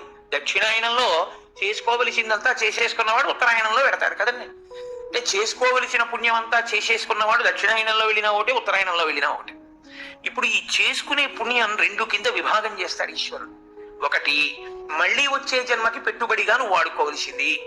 2 అసలు జన్మే అక్కర్లేదని ఈశ్వరుడితో కలిసిపోవలసింది. ఈ రెండిటిలో నీకు ఇంకా వచ్చే జన్మలో కూడా ఏదో వెలగబెట్టేద్దామన్న కోరికుంటే మొదటి మార్గం. అసలు నేను అలా వెలగబెట్టేద్దామన్న కోరిక నాకు లేదు, మహాప్రభో మళ్ళీ నాకు ఈ ధర్మశాస్త్రాలు ఈ సూక్ష్మాలు తెలుస్తాయో తెలియవో, పంపతీసా జన్మలో మళ్ళీ నేను అన్ని దాచుకుని వెళ్ళిపోతే అప్పుడు ఏమైపోవాలి జీవుడు? నాకు అది వద్దు, ఇది వద్దు, నాకు అది సున్నైపోవాలి, ఇది సున్నైపోవాలి. పాపము పుణ్యము 2 ఉండకూడదు నాకు. ఇప్పుడు పాపము లేదు, పుణ్యము లేదు. ఇప్పుడు 2 లేనప్పుడు ఈ శరీరం ఎందుకు అనుభవించడానికి? పాపానుభవానికి శరీరం, పుణ్యానుభవానికి శరీరం. పాపానుభవం లేదు, పుణ్యానుభవం లేదు, ఇంక ఈ శరీరం ఎందుకు నీకు? కాబట్టి ఇవ్వడు ఈశ్వరుడు. ఈశ్వరుడు ఇవ్వకుండా ఉండాలి అంటే పాపమును పుణ్యమును కాల్చాలి. పాపమును పుణ్యమును కాల్చడానికి నీకెంత పాపం ఉందో నీకు తెలుసా? నీకెంత పుణ్యం ఉందో నీకు తెలుసా? తెలియదు. ఈశ్వరుడు అన్నాడు, నీవు నీ జేబులో ఉన్న 10 రూపాయలు ఇంకోటికి ఇచ్చేయడం కష్టమైనా క్లేశపడి ఇవ్వడం వల్ల పుణ్యం ఇచ్చినట్టే, ఈశ్వరుణ్ణి చేరుకోవడం కోసం నీకిచ్చిన తెప్ప అయిన ఈ శరీరాన్ని క్లేశ పెట్టడానికి ఏకాదశి వ్రతాన్ని నిర్ణయం చేశాడు. ఏకాదశి వ్రతం చాలా గంభీరమైన వ్రతం. అందుకే లోకంలో పెద్దలు ఏం చెప్తారంటే, స్వామి పుష్కరిణీ స్నానం, సద్గురోహపాద సేవనం, ఏకాదశి వ్రతం చాపి త్రయం అత్యంత దుర్లభం. ఈ 3 చెయ్యలేరు అని చెప్తారు. ఎందుకు చెయ్యలేరు? స్వామి పుష్కరిణీ స్నానం, అక్కడికి వెడతాడు, ఆనందనయం చుట్టూ 100 మార్లు తిరుగుతాడు, కానీ పుష్కరిణిలో స్నానం చేద్దామన్న ఊహవాడికి రానే రాదు. సద్గురోహ పాద సేవనం, సద్గురువు పాదములు పట్టుకునే అవకాశం ఇవ్వడు. ఎందుకు ఇవ్వడు? ఒక్కటే కారణం, నాకు అసలు కాళ్ళ నొప్పులే ఉండవంటాడు. ఆయన అసలు కాళ్ళు పట్టించుకోవడం ఆయన జన్మాంతరంలో ఆయన చేయడు. కాబట్టి అసలు గురువు గారి కాళ్ళు పట్టే అదృష్టం నీకు ఎప్పుడు వస్తుంది? నువ్వు ఆయన కాళ్ళు నెప్పెడితే కదా నువ్వు వెళ్ళి పట్టుకోవడానికి. కాబట్టి ఆయన కాళ్ళు పట్టుకునే అదృష్టం ఉండదు. సద్గురోహ పాదసేవనం, ఏకాదశి వ్రతం చాపి, ఏకాదశి వ్రతము చెయ్యలేడు ఎందుకు చెయ్యలేడో తెలుసా అండి? మీరు అంగీకరించినా అంగీకరించకపోయినా శాస్త్రీయమైన వేదప్రోక్తమైన ఋషిప్రోక్తమైన ఒక పెద్ద రహస్యాన్ని మీకు ఇప్పుడు చెప్తా. ఏకాదశి వ్రతం ఎందుకు కష్టం? మీ అబ్బాయికి ఉద్యోగం వస్తుంది, సత్యనారాయణ వ్రతం చెయ్యి, చేస్తాడు. మీ అమ్మాయికి పెళ్ళి అవుతుంది, వ్రతం చెయ్యి, చేస్తారు. నువ్వు చచ్చిపోయేటప్పుడు ఈశ్వరుడు గుర్తొస్తాడు, చచ్చిపోయేటప్పుడు ఎలా ఉంటుందో అలా ఊహించుకుని వ్రతం చెయ్యి అంటే ఇప్పుడు వద్దులేంటి తర్వాత చేస్తాను కదండి. ఏకాదశి వ్రతం నిజానికంతే. ఏకాదశి వ్రతం ఎందుకు చేయిస్తారో తెలుసా అండి? ఉపవాసం, అన్నం తినకూడదు. అన్నం తినకపోవడం కాదు, అన్నాన్ని పచనం చెయ్యడానికి కావలసిన సంభారములను స్పృశించి పచన ప్రయత్నమునందు నిమగ్నము కాకూడదు. అంటే ఏకాదశి నాడు ఉపవాసం ఉండి ద్వాదశి నాడు కాకరకాయ పులుసు పెట్టి వండుకుందామా వేపుడు చేసుకుందామా అని ఆలోచించకూడదు. ద్వాదశి పాలన కోసం ఏకాదశి నాడు కాయగూరలు తరుక్కోకూడదు. ద్వాదశి నాటికి పనికొస్తుందని ఇవాళ పప్పు నానపోయకూడదు. అంటే అసలు మీ శరీరమును పోషించుకోవడానికి కావలసిన ఏ పనిని ఏకాదశి నాడు చేయకూడదు. మరి ఇంక ఏకాదశి నాడు ఏం చేయాలి? అసలు చాలా నిష్కర్షగా మాట్లాడితే నిర్జలోపవాసం, ముక్కోటి ఏకాదశి. నీటిని త్రాగకూడదు, ఉమ్ము మింగకూడదు. ఈ నిర్జలోపవాసం ఎందుకు చేయిస్తారో తెలుసా అండి? ఇచ్చాడా, మనుష్యులలో 199 మంది తెలిసే వెళ్ళిపోతారు. అకస్మాత్తుగా అనాయాసంగా వెళ్ళడం మహాదృష్టవంతులకి తప్పదరగదు. నాకు కాకినాడలో మొన్న తెలిసిన వారు ఒకరు ఏదో అట్టేస్తానని కూతురికి ఏమిటో మంటగా ఉండు అని వెళ్ళి మొక్కలకి నీళ్లు పోసి పడుకుని ఏదో చెప్తూ ఇలా అలా ఉండిపోయింది. అది ఏమైందంటే వెళ్ళిపోయిందంటే ప్రాణోత్క్రమణం అయిపోయింది. అది అందరికీ పట్టే భాగ్యం కాదు, చాలా కష్టం. అలా వెళ్ళారు. సాధారణంగా 199 మంది వెళ్ళే మార్గం ఏమిటంటే రెండిటిని ఎండగట్టి పంపుతారు. ఒకటి నీరివ్వరు, 2 అన్నం పెట్టరు. ఎందుకని అంటారేమో, తీసుకెళ్ళి ఎక్కడ పడుకోబెడతారు ఇంటెన్సివ్ కేర్ యూనిట్ లో. వాడి కర్మ అంతా ఎక్కడొస్తుందంటే ఇక్కడ గొట్టం పెడతారు, ఇందులోంచి ఏం పోయిరు, ఇందులోంచి ఎక్కిస్తారు. దీంతో ఏం తాకూడదండి అంటారు, దీంతో ఏమీ తినకూడదండి అంటారు. ఇందులోంచి వెళ్ళిందే ఆహారం, ఇందులోంచి వెళ్ళిందే పానీయం. ఫోన్లేండి, ఇప్పుడు మాకు వచ్చిన నష్టం ఏదో ఒకటి ఎక్కుతోందిగా చచ్చిపోంగా అంటారేమో. ఓ 8 బెడ్స్ వేస్తారు అక్కడ. అకస్మాత్తుగా వీడికి పెటిడ్రిన్ ఇంజక్షన్ ఇచ్చి వీడు పడుకుని ఉంటే 11ంటికి గొళ్ళుమని ఏడుపు వినపడుతుంది. 3వ బెడ్ మీద వాడిని స్ట్రెచ్చర్ మీద బయటికి తీసుకెళ్ళిపోతుంటాడు. వీడికి గుండెలు గుబక్కుమంటాయి. 11 మంచాలు ఉండేవి, 3వ మంచం వాడు వెళ్ళిపోయాడు. వీడు 8వ మంచం వాడు అయితే పర్వాలేదు, వీడు 1, 2 అయ్యాడు అనుకోండి. వీడి కర్మ. నేను చూశానండి, నేను యథార్థంగా చూశాను ఒక హాస్పిటల్లో. నేను దీన్ని ఏమి హాస్యంగా చెప్తున్నానని మీరు అనుకోకండి. 3 మంచాలలో మధ్య మంచం ఆయన వెళ్ళిపోయారు. నేను చూస్తున్నా, ఎవరో కాదు మా బంధువే. ఏడుస్తుంటే డాక్టర్లు అన్నారమ్మా ఇక్కడ ఏడవకూడదు, నిశ్శబ్దంగా తీసుకెళ్లి బయట ఏడవండి అన్నారు. ఎందుకంటే వాళ్ళు వెళ్ళిపోతారు, గట్టిగా ఏడిస్తే ఏడవకూడదు అన్నారు. నిజమేది. వాళ్ళు అప్పటికే నేను వెళ్ళిపోయిన వాడిని చూడటం లేదు, 1, 3 మంచాల వాళ్ళని చూస్తాను. వాళ్ళు వీడు వెళ్ళిన మార్గం మూసుకుపోవుగాక అని వాళ్ళిద్దరు అలా చూస్తారు. వీడు అదే వ్యాధితో జాయిన్ అయిన వాడికి ఎంత భయంగా ఉంటుందండి. గబాలను ఓ గొనుగుడలో బారేసి దగ్గర చేసి పట్టుకెళ్ళిపోతున్నారు బయటికి. పట్టుకెళ్ళిపోతుంటే ఆ బయటికి తీసుకెళ్లిన తర్వాత ఇలా కిటికీలోంచి చూస్తే ఏం చేస్తున్నారో అన్నీ కనపడుతున్నాయి. కనపడుతుంటే వీడికి ఎలా ఉంటుంది, వీడి పరిస్థితి ఎలా ఉంటుంది? నాన్న రామకృష్ణ అనుకో, ఇప్పుడు అంటే నీ మొహం ఇచ్చా ఎక్కడంటానంటో. తినలేడు, తాగలేడు, బయటికి వెళ్ళలేడు. తింటే తప్ప తాగితే తప్ప నిద్ర పట్టడం అలవాటుగా చేసుకుని ఉన్నవాడు. కడుపు నిండా తింటే కనుపడిపోతుంది. అందుకని రాత్రి అయ్యేటప్పటికి బాగా తినేసి పడుకోవడం, నిద్రైపోవడం, మళ్ళీ లేవడం, మళ్ళీ తింటుండడం, ఇది అలవాటు అయిపోయింది చాలా కాలంగా. ఇప్పుడు కాదు, కోట్ల జన్మలుగా జీవుడు అలవాటు చేసుకున్నాడు దీన్ని. ఇప్పుడు తినకుండా తాగకుండా ఈశ్వరుణ్ణి నామం కూడా చెప్పు, ఇంతకన్నా క్లేశం ఇంకోటి ఏముంటుందంటే? తినద్దంటే క్లేశం, తాగద్దంటే క్లేశం. పోనీ తినద్దు తాగండం, తాగద్దు తినండం. తినద్దు తాగద్దని ఊరుకోడు భగవన్నామని చెప్పమంటాడు. తినద్దనేటప్పటికే ఏమవుతుందంటే ఏకాదశి నాడు ఉపవాసం చేయండి అన్నాను అనుకోండి, ఇంకో దోషి ఇవాళ తినేద్దాం అంటే రేపంతా ఉపవాసం అంటే. కాబట్టి తినద్దు అంటే భయం, తాగద్దు అంటే భయం. తినద్దు తాగద్దు అని ఊరుకోరు. భగవన్నామని చెప్పేటప్పుడు మనసును అలా ఈశ్వరుని యందు నిలబెట్టు అంటారు. ఇప్పుడు ఈ 3 సాధించడం మీ పిల్లల కోసం కాదు, మీ భర్త కోసం కాదు, భార్య కోసం కాదు. ఎవరి కోసం? ఎవరికి వారి కోసం. ప్రతి పక్షంలోనూ ఒకసారి ఈ ఎక్సర్సైజ్ చేస్తే, ఈ వ్యాయామం చేస్తే, రిహార్సల్ అని ఒకటి ఉంటుంది. అంటే చూడండి, ఒక నృత్య ప్రదర్శన చేసేవాళ్ళు 10 మాటలు బయట వేసుకుంటారు. ఒకసారి ఇలా వేద్దాం ఇలా వేద్దాం, దాన్ని తీసుకొచ్చి చిట్ట చివర ఒకసారి రంగస్థలం మీద వేసేస్తారు. అలాగే ప్రతి పక్షంలోనూ ఒకసారి రిహార్సల్ వేస్తాడు. వెళ్ళిపోయేటటువంటి పద్ధతిని ఊహ చేస్తాడు. ఏమీ తినడం, ఏమీ తాగడం, ఈశ్వరుణ్ణే స్మరిస్తూ ఉంటాడు. ఇప్పుడు ఇది క్లేశపడిపోతూ ఉంటుంది. మనసుని మాత్రం ఈశ్వరుని ఎందే పెట్టి ఉంచుతాడు. ఇది బాగా అలవాటైపోయింది. ఆ రోజు వచ్చేసి తినకూడదు, తాగకూడదు, ఈశ్వరుడి మీద మనసు పెట్టాలి. అభ్యాసం కూసి విద్య కదూ, నిలబెట్టేస్తాడు. నిలబెట్టేస్తే ఏమయ్యాడు? ఆఖరి ఊపిరిలో కూడా ఆయన పేరు చెప్తూ వెళ్ళిపోతాడు. మరి డాక్టర్లు ఉన్నారు కదండి అని మీరు అనొచ్చు. 1,00,00,000 మంది వైద్యులు కూడి వచ్చినా కానీ మరణమయ్యేది వ్యాధి మాన్పలేరు. చచ్చిపోయే వాళ్ళందరూ డాక్టర్లు లేక చచ్చిపోయారు అనుకోకండి. ఈశ్వరుడు ఆయుర్దాయం ఇవ్వాలనుకుంటే డాక్టర్ రూపంలో అనుగ్రహించగలడు. ఈశ్వరుడు ఇచ్చినవాడు. కాబట్టి ఏకాదశి వ్రతానికి ఉన్న ప్రధాన ప్రయోజనం ఏమి? అది మృత్యువుని వచ్చినప్పుడు ఎలా ఉంటుందో తత్సంబంధమైనటువంటి తర్ఫీదు మనసుకు ఇచ్చుట. అందుకే ఏ వ్రతానికి చెప్పండి ఏకాదశి వ్రతం చాపి త్రయం అత్యంత దుర్లభం అని ఎందుకంటారో తెలుసా అండి? అసలు నువ్వు అలా ఊహ చేస్తూ కూర్చుని సిద్ధంగా ఉండడం 1/2 గంట చెయ్యలేవు. ఓ వారం ఓ పక్షంలో చేసి అయ్యి బాబోయ్ అలా మళ్ళీ ఏకాదశి వచ్చేస్తే మళ్ళీ అలా ఊహిస్తూ అలా ఉండాలంటే భయంగా ఉందండి, ముక్కోటి ఏకాదశి చేసేస్తానండి. కాబట్టి ఈశ్వరుడు అంటాడు, పోన్లే ఏడాదంతా చేయలేవా, బెంగెట్టుకోకు.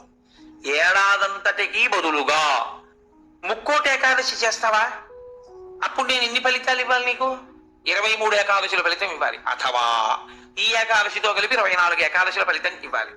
కానీ నేను ఒకటి ఎక్కువ అడుగుతాను, దానికి తగినంత నీకు ఇస్తాను. నేను అడిగిన ఎక్కువ చెయ్యాలి. నువ్వు అడిగిన దానికన్నా కొన్ని కోటి రెట్లు ఇస్తా. 3 కోట్ల ఏకాదశుల ఫలితం ఇస్తా. కానీ మామూలు ఏకాదశుల కన్నా విరుద్ధంగా నువ్వు దీన్ని చెయ్యాలి. ఎందువల్ల విరుద్ధంగా చేయవలసి ఉంటుంది ముక్కోటి ఏకాదశి అంటే? మామూలు ఏకాదశి నాడు మీరు ఉపవాసం చేసేటప్పుడు పండు కాని, కాయ కాని, అథవా కాసిన పాలు కాని తాగితే ఉపద్రవం ఏం రాదు. దానికి దోషం పట్టదు శాస్త్రం. ఎందుకంటే శాస్త్రం ఉపవాసం మీద చర్చ చేస్తుంది. ఉపనిషత్తుల్లో ఆ విషయం ఉంది, వేదంలో ఆ విషయం ఉంది. ఎప్పుడెప్పుడు ఉపవాసం ఎలా చెయ్యాలి అన్నది ఉంది. ఆదివారం నాడు కాని, పౌర్ణమి నాడు కాని, అమావాస్య నాడు కాని రాత్రి ఉపవాసం మాత్రమే చెయ్యాలి. పగటిపూట ఉపవాసం చేయకూడదు. ఆదివారం నాడు రాత్రి ఏమీ తినకూడదు. పౌర్ణమి నాడు రాత్రి ఏమీ తినకూడదు. అమావాస్య నాడు రాత్రి ఏమీ తినకూడదు. ఆ ఉపవాస నియమం అక్కడ వరకే. పగటిపూట మీరు భోజనం చేసినా పలహారం చేసినా శాస్త్రం అడ్డురాదు. సాధారణంగా శాస్త్రం ఏం చెప్తుందంటే 2 పర్యాయములు తీసుకోమని చెప్తుంది. 2 పర్యాయములు తీసుకోవచ్చు. కానీ ఇక రాత్రి వేళ తినకూడదు. అష్టమి తిథి, చతుర్దశి తిథి ఈ 2 తిథుల్లో పగటి వేళ తినకూడదు, రాత్రి వేళ తినాలి. పగటి వేళ ఏమీ తినకుండా ఊరుకుని నక్షత్ర దర్శనం అయిన తర్వాత మాత్రం భోజనం చేయొచ్చు. అది ఒక్క అష్టమి చతుర్దశి తిథులకు. కాబట్టి ఈ తిథులలో ఉపవాసాలకి, వారములలో ఆదివారం ఉపవాసాలకి, ఎందుకంటే వారాలు అన్ని యుగాల్లో లేవు, కలియుగంలోనే వారాలు. మీరు రామాయణాన్ని చూస్తే రామాయణంలో వారాలు ఉండవు. కాబట్టి వార నియమం ఎవరికి వచ్చిందంటే ఒక్క కలియుగంలోనే వచ్చింది. కలియుగంలో ఆదివారమే ఉపవాసం ఎందుకు పెట్టారో తెలుసా అండి? ఆరోగ్యం భాస్కరాది చేత్. ఆరోగ్యము సూర్య భగవానుడి యొక్క అనుగ్రహంతో నిలబడుతుంది. సూర్య భగవానుడు అధిదేవతగా కలిగినటువంటి రోజు, ఆయన యొక్క తేజస్సు ఎక్కువగా పరిపుష్టమయ్యే రోజు భానువారము, ఆదివారం. అటువంటి సూర్య భగవానుడి యొక్క అనుగ్రహం కలగాలి అంటే ఆదివారం నాడు ఉపవసించాలి. ఉపవసించుట అన్న మాటని మీరు ఎప్పుడు 2 కోణాల్లో అర్థం చేసుకోవాలి. 2 కోణాల్లో అర్థం చేసుకోవడం అంటే కడుపు ఖాళీ అయిన తరువాత మళ్ళీ వేయకుండుట. శరీరానికి ఆరోగ్యం ఎప్పుడూ డాక్టర్ దగ్గరికి వెళ్లకుండా ఉండడానికి 3 ఉన్నవాడు వెళ్ళడు అని ఆయుర్వేదం చెప్తుంది. ఎవరు వెళ్ళడు అంటే కడుపులో వేసిన పదార్థమంతా ఖాళీ అయ్యే వరకు మళ్ళీ వెయ్యనివాడు. కడుపులో పదార్థం వేశారనుకోండి, అది పూర్తిగా పచనం అయిపోయి కడుపు ఖాళీ అయింది, అప్పటి వరకు వేడు మళ్ళీ. అలా వెయ్యని వాడెవడో వాడు వైద్య దర్శనం చెయ్యడు.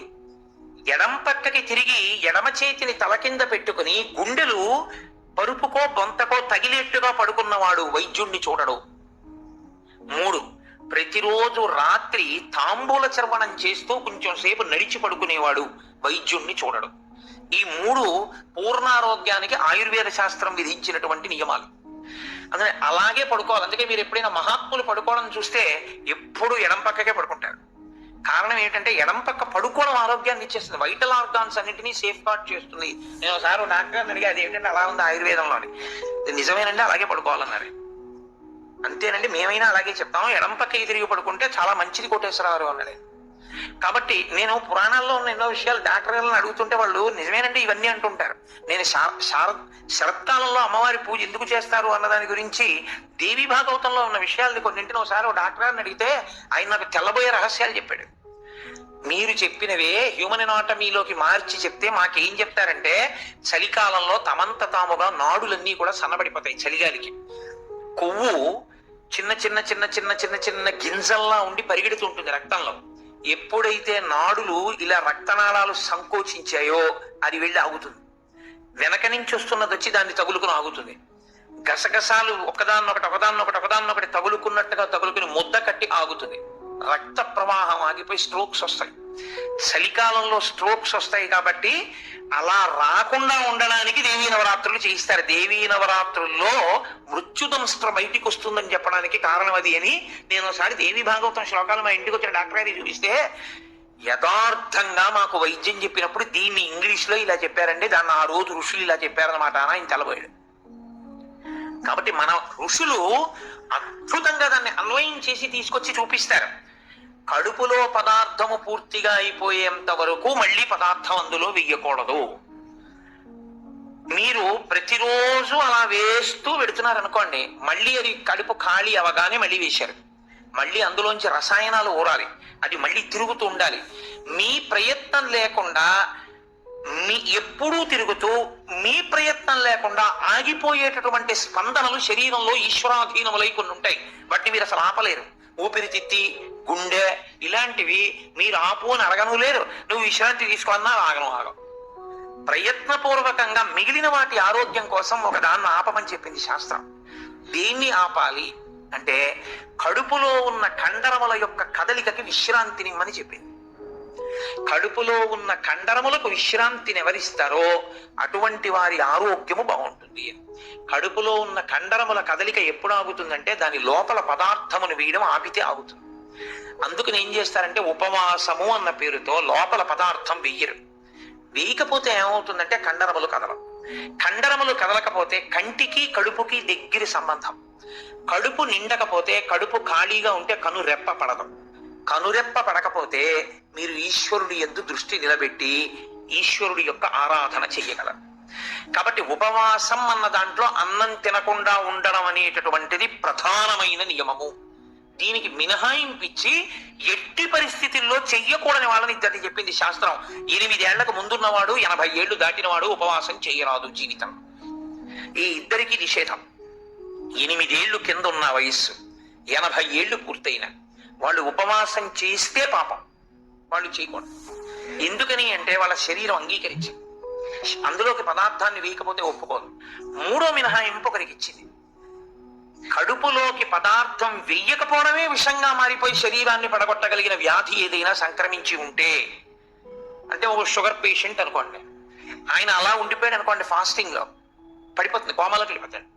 అప్పుడు ఆయన పదార్థాన్ని శరీరం నిలబెట్టుకోవడానికి కావలసినంత పదార్థాన్ని లోపలికి పంపినా ఆయన ఉపవాసం చేసిన వాడే. మీరు ఎప్పుడు ఒకటి గుర్తుపెట్టుకోవాలి, శాస్త్రం ఎప్పుడు మాట్లాడినా చాలా ఉదారంగా మాట్లాడదు. శాస్త్రము కఠినంగా అసలు ఎప్పుడు ప్రవర్తించదు. అలా చెయ్యలేరు మీరు, నిజంగా చాలా కష్టం. కాబట్టి 8 సంవత్సరముల లోపు వాళ్ళు 80 సంవత్సరములు దాటిన వారు ఉపవాసమును చేయరాదు. ఉపవాసమును చేయరాదు అంటే పదార్థమును విసర్జించి ఉండరాదు. కాబట్టి ఉపవాసము అన్న మాటలో మీ కడుపు కండరములు కదలకుండా విశ్రాంతి ఇచ్చుట అన్నది ప్రధాన ప్రక్రియ. ఇది మీరు చూడండి, ఇవాళ రేపు పెద్ద పెద్ద ప్లాంట్స్ కూడా షట్ డౌన్ అంటారు, కావాలని ఆప్ చేస్తారు. వాటి లాంగివిటీ పెరుగుతుంది, జీవితకాలం పెరుగుతుందని. అదే అన్వయం ఋషులు శరీరానికి చేశారు. ఇది కూడా ఒక యంత్రాంగం, ఇది ఒక తెప్ప. ఇది ఉంటే నువ్వు పుణ్యం చేస్తావు, ఇది ఉంటే నువ్వు ఇంకొక ధర్మకార్యం చేస్తావు. అసలు ఇదే లేకపోతే ఇంకేం చేస్తావు? ఇక జీవుడు చేసుకోవడానికి ఏం లేదు, ఇది ఉపకరణం. కాబట్టి దీన్ని చాలా జాగ్రత్తగా నిలబెట్టుకోవాలంటే దీని ఆయుర్దాయం పెంచాలంటే 2 రకాలుగానే పెంచాలి. ఒకటి, ఆవేశపడి ఊపిరి తీయకుండా ఉండాలి, ఎందుకంటే ఊపిరిలో ఆయుర్దాయం ఉంటుంది కాబట్టి. రెండు, అదే పనిగా దొరికింది కదా అని తింటూ ఉండకూడదు. కాబట్టి ఉపవాసం చేయాలి. ఈ రెండు ఎవడు చేస్తాడో వాడు దీర్ఘాయుష్మంతుడు అవుతాడు. ఎవడు దీర్ఘాయుష్మంతుడు అవుతాడో వాడు పాపం చేయడానికి దీర్ఘాయుష్మంతుడు కాకూడదు. దేనికి దీర్ఘాయుష్మంతుడు కావాలి అంటే తన జీవుణ్ణి చక్కబెట్టుకోవడానికి దీర్ఘాయుష్మంతుడు కావాలి. అలా చేసేటటువంటి ప్రక్రియలో వచ్చిన అద్భుతమైనటువంటి తిథి ముక్కోటి ఏకాదశి. ఈ ముక్కోటి ఏకాదశి నాడు సర్వేషాం భోజనద్వయం అన్నారు. అది చాలా విచిత్రమైనటువంటి మాట. అసలు ఈ ముక్కోటి ఏకాదశి నాడు నువ్వు చెయ్యవలసినది ఏదో తెలుసా? సర్వేషాం భోజనద్వయం. ఈ శ్లోకం చాలా చమత్కారమైనటువంటి శ్లోకము. అందరూ కూడా భోజనద్వయం, 2 మాటలు భోజనం చేయండి. అదేమిటండి సర్వేషాం భోజనద్వయం అయితే ఉపవాసం ఎక్కడుంది అందులో? మరి ఇప్పటిదాకా మమ్మల్ని పట్టుకు పీకు తినేశావు, శరీరం చెరుక్కర్రన్నావు, దీన్ని నలిపేయాలన్నావు, దీన్ని క్లేశ పెట్టాలన్నావు, ఏకాదశి నాడు పెట్టకండి అన్నావు, ఉపవాసం చెయ్యండి అన్నావు, అలా 23 చేయకపోతే ముక్కోటి ఏకాదశి అయినా చెయ్యన్నావు. ఇన్ని చెప్పిన వాడివి మళ్ళీ ఇప్పుడేమంటున్నావు? ఏకాదశ్యాంతు కర్తవ్యం సర్వేషాం భోజనద్వయం. కర్తవ్యం, తప్పకుండా చెయ్యవలసిన పని. ఏకాదశ్యాంతు, ఏకాదశి నాడు ఏమి? సర్వేషాం, అందరికీ. భోజనద్వయం, 2 మాటలు భోజనం చేయండి. మరి అదేమిటి ఇప్పటిదాకా నేను చెప్పిన ఉపన్యాసం అంతా పోలా ఈ శ్లోకంలో? అది ఎందుకు శ్లోకాన్ని అలా చేస్తారో తెలుసా అండి? పెద్దలు, ఋషులు, మహాత్ములు చాలా అద్భుతమైన ప్రక్రియ చూపిస్తారు. నీకు ఆ అనుమానం బాగా రావాలనే శ్లోకాల రచన చేస్తారు. అప్పుడు నువ్వు సంతోషం ఏంటంటే నీకు కష్టపడకుండా నీకు కన్సెషన్ ఇచ్చేసినట్లు కనబడితే దాన్ని కన్ఫర్మ్ చేసేసుకోవడానికి తాపత్రయపడకు. సుఖ పెట్టడానికి ఏదైనా ఛాన్స్ ఇచ్చామనుకోండి, అబ్బా ప్రతి ఏకాదశికి నేను 8 ఏళ్ల లోపు 80 ఏళ్ళు పైకి ప్రతి ఏకాదశి నాడు నువ్వు షుగర్ వ్యాధిగ్రస్తుని అయితే ఎంత బాగుండో అనిపిస్తుంది. ఎందుకంటే ఉపవాసం అక్కర్లో ఏదో ఒకటి పడేయచ్చు లోపల. కానీ ఆ శ్లోకానికి అర్థం ఏంటంటే భోజన అంటే ఓ జనులారా, మీ అందరికీ కూడా భోజనద్వయం అంటే భోజనం 2 మాటలు చేయండి అని కాదు. భో అంటే ఓ జనులారా, ద్వయం 2, ఏకాదశ్యాంతు కర్తవ్యం సర్వేషాం. అందరికీ ఏకాదశి నాడు 2 నియమములు పాటించవలసినదే. ఏమిటో తెలుసా 2 నియమాలు? శుద్ధోపవాస ప్రథమ. శుద్ధోపవాసం, ముక్కోటి ఏకాదశి నాడు ప్రత్యేకించి శుద్ధోపవాసం. ద్వైతులు నిర్జలోపవాసం చేస్తారు. అసలు వాళ్ళు ఏకాదశి నాడు ద్వైత సంప్రదాయంలో ఉన్న వాళ్ళు వాళ్ళ ఇంటికి మీరు వెళ్ళినా నీళ్ళు ఇవ్వరు. వాళ్ళు ఏకాదశి నాడు సత్యనారాయణ వ్రతం చేసుకోండి అంటే వాళ్ళు చేయరు. ఎందుకో తెలుసా అండి? ఈశ్వరుడికి నైవేద్యం పెట్టవలసి వస్తుంది. ఈశ్వరుడికి నైవేద్యం పెట్టద్దు వ్రతం చేస్తే, ఆయనకు కూడా పెట్టరు. ఆయనకి పెట్టడం కాదు, మీరు వాళ్ళ ఇంటికి వెడితే మీకు పండో కాయ కూడా చేతిలో పెట్టరు. ఏమనుకోకండి, మీరు ఏకాదశి నాడు వచ్చారు మేము ఇవ్వలేమంటారు. వాళ్ళు ఉమ్ము కూడా గుటక వెయ్యరు, మంచినీళ్లు కూడా తాగరు. మరి అలా రోహిణీ కార్తెలోనూ అప్పుడు ఎలా ఉంటారండి అని మనకు అనుమానం వస్తుంది. అలాగే ఉంటారు. ఇక్కడ కాదు, రాజస్థాన్ ఎడారిలో ఉంటారు. తెలుసా అండి? వాళ్ళకి ఈశ్వరుడి మీద ఉన్న నమ్మకం అటువంటిది. ఏకాదశి వ్రతం వాళ్ళకంత గట్టిది. ఒకసారి ద్వైత సంప్రదాయంలో చాలా సమున్నతమైన స్థితిని పొందినటువంటి వారు, చాలా లబ్ధ ప్రతిష్ఠులు, నేను పేరు ఎందుకు వాడాలి బాగుండదు, వారి ఇంటికి వెళ్ళాను నేను, మా గోపాలకృష్ణ గారు, మేము. వెడితే ఆయన ఏకాదశి నాడు మేము వెళ్ళాము. వెడితే ఆయన అన్నారు, మీరు ఏమనుకోకండి నేను మంచినీళ్ళు కూడా ఇవ్వను, ఎదురుకుండా మామిడి చెట్ల కాయలు ఉన్నాయి కానీ నేను ఇవ్వనని ఆ ఇంట్లో ఉన్న నౌకర్ని పిలిచి నేను చూడకుండా వాళ్ళకి కాయలు కోసి వాళ్ళకి ఇయ్యన్నారు తప్ప ఆయన కోసి ఆయన చేతితో ఇవ్వాల. ఆయన పెట్టలేని వాడు కాడు, పెట్టుకోని వాడు కాడు, మహాత్ముడు, చాలా గొప్పవాడు, చాలా పెద్ద పదవి చేశాడు ఆయన. ఇప్పటికీ ఆంధ్రదేశంలో స్మరింపబడుతుంటాడు. ఎందుకో తెలుసా అండి? ఆ సంప్రదాయం అటువంటి. వాళ్ళు ఏకాదశి నాడు శుద్ధోపవాసం, వాళ్ళు నిర్జలోపవాసం, నీటి గుటక కూడా వాళ్ళు వీరు. కాబట్టి ముక్కోటి ఏకాదశి నాడు నువ్వు అలా చేస్తావా? 23 ఏకాదశులు మినహాయింపిస్తాను. శుద్ధోపవాస ప్రథమ అది చేసేస్తే అయితే ఏదో అలా మొత్తానికి నేను నానా కష్టాలు పడి ఏదో అశుద్ధోపవాసం చేసేస్తానండి, 300 కోట్ల ఏకాదశుల ఫలితం వచ్చేస్తుంది కదా అంటారేమో. సత్కథా శ్రవణం తథాహ. కేవలం తినకుండా కూర్చుంటే ఫలితం ఇవ్వరు. సత్కథా శ్రవణం, మీరు ఏదో భగవత్ సంబంధమైన విషయాన్ని వింటూ ఉండాలి. 12 ఘడియలు వచ్చేవారు.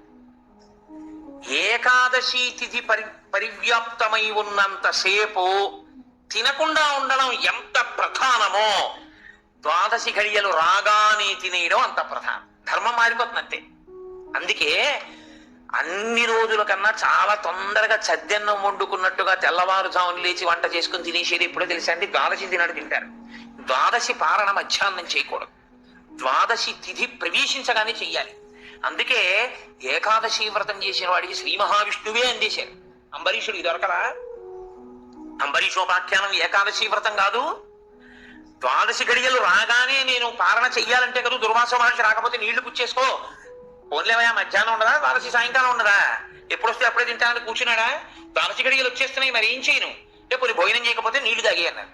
నీళ్లు తాగేస్తే కదా ఆయన పాపం వచ్చింది. కాబట్టి ఏకాదశి వ్రతం నాడు ఉపవాసం ఎంత ముఖ్యమో, ద్వాదశి తిథి ప్రవేశించగానే ద్వాదశి గడియ తగలగానే అన్నం తినేయడం అంత ముఖ్యం. అన్నం తినేయడం అంత ముఖ్యం అంటే చొక్కా వేసుకుని డైనింగ్ టేబుల్ మీద తినేస్తే ఏకాదశి వ్రతాన్ని కొక్కెత్తుకుపోతుంది.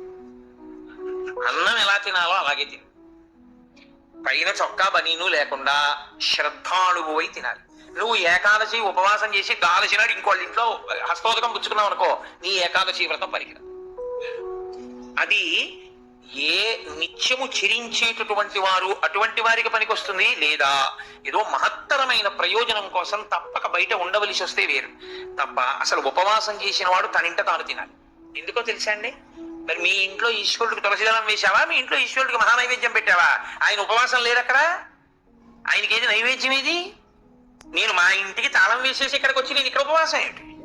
నేను ఇక్కడ ఉపవాసం చేశాను, బాగుంది. ద్వాదశి నాడు మహానైవేద్యం ఎవరికి పెట్టను? నా సింహాసనంలో స్వామి ఉన్నారా? నా సింహాసనంలో స్వామికి అర్చన ఉండాలా?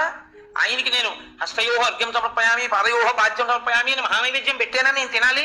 నేను ఎవరికి పెట్టను? నా భార్య ఏం పని చిప్పచనం చేసింది, ఎక్కడ వండింది? అందుకే పెద్ద పెద్ద నైమిత్తిక తిథులలో అసలు ఇల్లు విడిచిపెట్టి వెళ్ళకూడదు. విడితే ఏమవుతుందంటే అసలు తను చేయడానికి అవకాశాన్ని కోల్పోతాడు. మరి నువ్వెందుకు వచ్చావు గుంటూరు అనొచ్చు. ఇంతకన్నా గొప్ప విషయం ఏదో చెయ్యవలసిన అవసరం ఒకటి ఉంది. ఈ సంవత్సరం నేను వదిలిపెట్టినా నేను అలా వెళ్ళడం వల్ల ఒక పెద్ద ప్రయోజనం ఒకటి జరగాలి అని నేను అనుకున్నప్పుడు నేను స్వామికి నమస్కారం చేసి బయలుదేరిపోతానంతే. అప్పుడు అదొక త్యాగం. నేను దాన్ని విడిచిపెట్టేసుకోవడమే త్యాగం అంతే. అందుకే ఏకాదశి వ్రతం అంటే, ఏకాదశి వస్తోంది కదండి నేను బయటికి ఎలా వస్తానని అడగలను. అంతేగాని ఏకాదశి వస్తుంటే నువ్వు బయటికి వెళ్ళిపోతే వ్రతం ఎలా చేస్తావు? కాబట్టి గుంటూరు వచ్చి ఉపవాసం చేయొచ్చా? చేయకూడదు. కాకినాడలో ఉండి ఉపవాసం చేయాలి. కాబట్టి ముక్కోటి ఏకాదశి చెయ్యడం అంటే శుద్ధోపవాస ప్రథమ నిర్జలోపవాసమే. అంతకన్నా మరి నేను మినహాయింపులు ఇచ్చి చెప్పడం నా వల్ల కాదు. కానీ శాస్త్రం ఒక్కరి విషయంలో మినహాయింపించింది. శరీర కష్టం చేసుకుని బ్రతికే వాడిని మాత్రం ఉపవాసం చెయ్యమని నిర్బంధించవద్దు. వాడు పడిపోతాడు స్పృహ తప్పి, నీళ్లు తాగకపోతే. కానీ అవకాశం ఉన్న వాళ్ళు మాత్రం తప్పకుండా చెయ్యవలసినదే, అంతకన్నా మార్గము లేదు.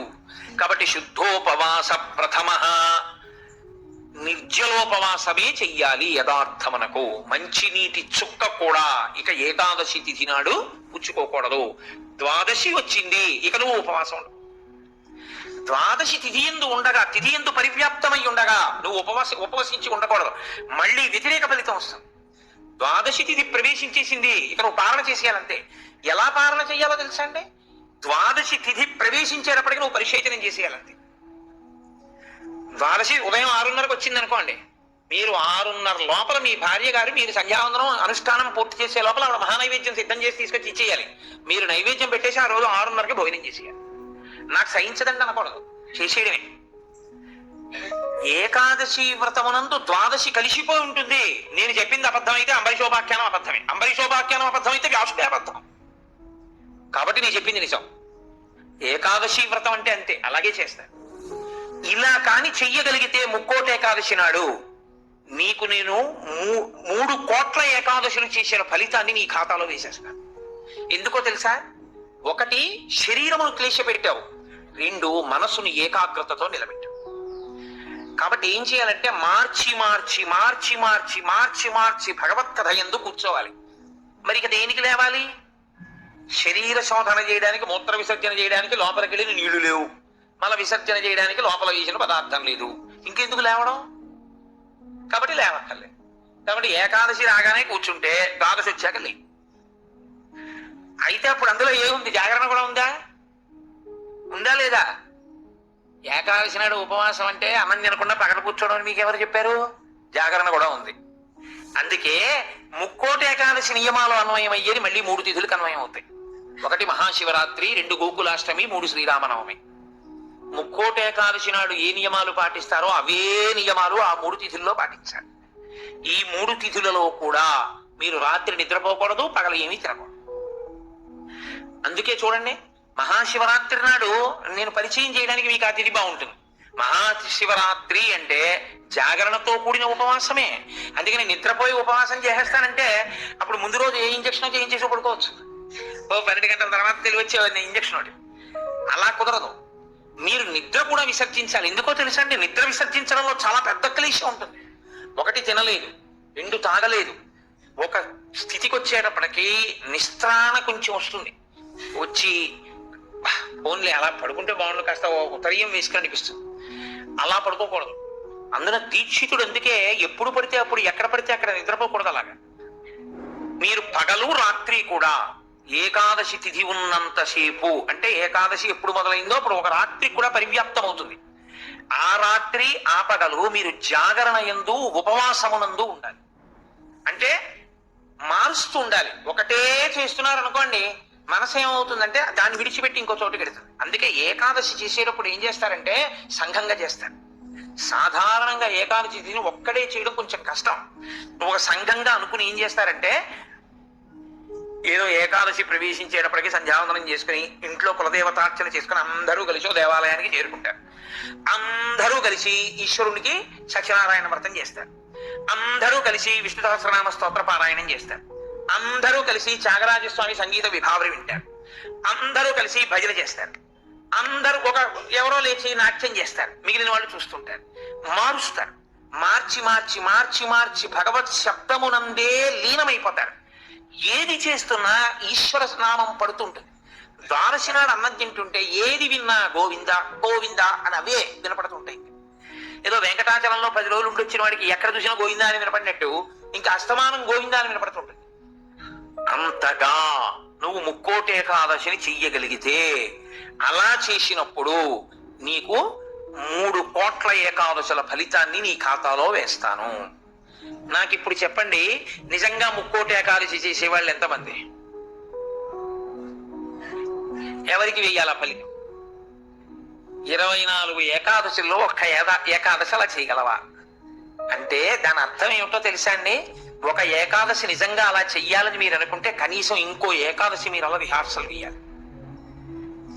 మీరు ఇంకో ఏకాదశికి రిహార్సల్ వేస్తే అది వస్తుంది ఇబ్బంది, కాబట్టి ఆ రోజు ఇది రాకుండా చూసుకుందామని మీరు జాగ్రత్త పడతారు. ఓ పని చేస్తున్నారు అనుకోండి, ముందే ఇలా చేస్తే బాగుంటుంది, ఇలా చేస్తే బాగుంటుందని ప్రణాళిక రచిస్తారే, ప్రణాళిక రచనకు పక్కన ఇంకొక ఏకాదశి జరగాలి. అందుకే ముక్కోటి ఏకాదశి ఒక ఏకాదశి ఎవడు చేయడు, పక్కన ఇంకో ఏకాదశి చేసేస్తారు. అంటే ఏదో ఏకాదశి చేశారనుకోండి, ఓహో ఏకాదశి చేస్తే ఇదిగో ఇలా ఇలా ఇబ్బందులు ఉంటాయి. నేను మీకు ఒక ఉదాహరణ చెప్తాను.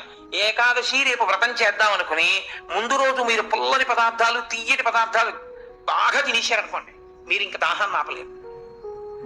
దాహము తనంత తాను పొటమరించకుండా ఉండాలి అంటే మీరు శారీరకమైన ఆంతరమైన జాగ్రత్తలు కొన్ని తీసుకోవాలి. ఒకటి, వేడిగా ఉన్న చోటుకి వెళ్ళి మీరు కూర్చోకూడదు, శరీరం పడిపోదు, డిహైడ్రేట్ అయిపోదు. కాబట్టి అందుకే పరమేశ్వరుడు కూడా అనుకూలమైనటువంటి కాలంలో ఇచ్చాడు, పుష్యమాసంలో ఇచ్చాడు. నీటిని శరీరం ఎక్కువ డిమాండ్ చేయదు ఈ టైంలో. ఇది ఆయన పట్టుకెళ్ళి రోహిణీ కార్తీలో పెట్టాడు అనుకోండి, అసలు ఉండడు ఆవిడ చేసేవాడు కదండి. అందుకని పట్టుకొచ్చి హేమంత ఋతువులో పెట్టాడు, తనంత తాను పైనుంచి చల్లగా ఉంటుంది. కాబట్టి ఏకాదశి చెయ్యడం అంటే దాని అర్థం ఏమిటో తెలుసా అండి? దానికి 3 రోజులు ముందు నుంచి మీరు పదార్థముల మీద అదుపులోకి వచ్చేయాలి. ఇక ఒక్కసారి అది తింటే మళ్ళీ ప్రయత్నపూర్వకంగా మీరు మంచినీళ్లు తాగాలనుకుంటే తప్ప దాహం వేయకుండా శరీరం నిలబడగలిగినటువంటి రీతిలో ఆహారం ఏది ఉంటుందో అటువంటి ఆహారాన్ని ఎంచి అంత సాత్విక ఆహారంతో నిలబెట్టాలి. నిలబెడితే ముక్కోటి ఏకాదశి నాడు నీళ్ళు అడగకుండా ఉంటుంది, శక్తి లోపల నిలబడుతుంది. అంతకు ముందు కొన్ని రోజుల పాటు మీలోని శక్తిని క్షయం చేసేయకుండా మీరు ఉండాలి. మీ తేజోక్షయం చేయకూడదు. అంతకన్నా ఇంకో మాట నేను అలా మీరు నిలబడగలిగితే ముక్కోటి ఏకాదశికి మీరు సిద్ధపడగలుగుతారు. అకస్మాత్తుగా ముక్కోటి ఏకాదశి ఓటీ చేసేస్తానంటే కుదరదు. కాబట్టి అసలు ముక్కోటి ఏకాదశి అన్నదాని యందు ఎంత సత్యమైన వాక్కులున్నాయో, శరీరమును క్లేశ పెట్టడం అనేటటువంటిది శాస్త్రమునందు ప్రతి 11 రోజుల్లో ఒక రోజు తప్పదు. ఏకాదశి అంటే ఆ 11 ఈశ్వరుని యందు నిలబడాలి. 5 జ్ఞానేంద్రియాలు, 5 కర్మేంద్రియాలు, మనస్సు 11 నిలబెట్టాలి. దానికి ఉపవాసం చేయాలి.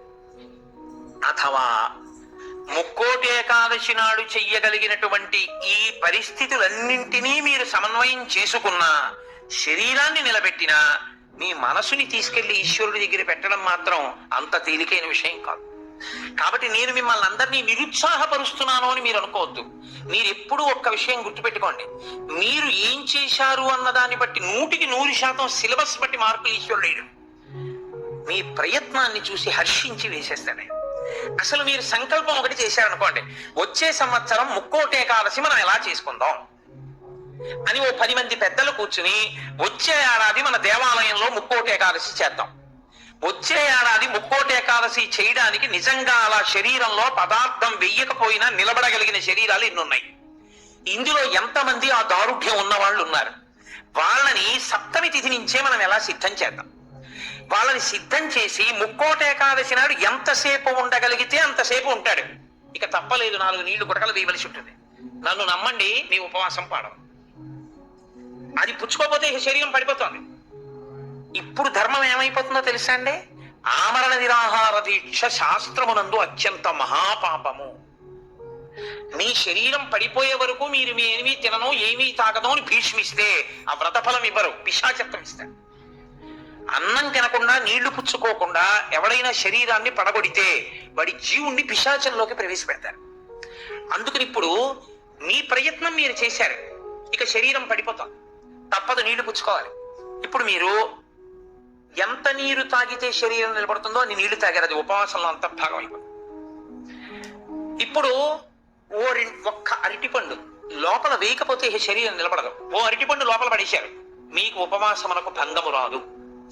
కాబట్టి గురుముఖత చాలా జాగ్రత్తగా శాస్త్రము చెప్పిన నియమములను బాగా విని, అసలు దాని మీద తర్ఫీదు ఏడాది మొదలు పెట్టారు అనుకోండి, మీరు చాలా తక్కువ మందితో మేము ఇలా చేస్తాం అన్న సంకల్పం 1.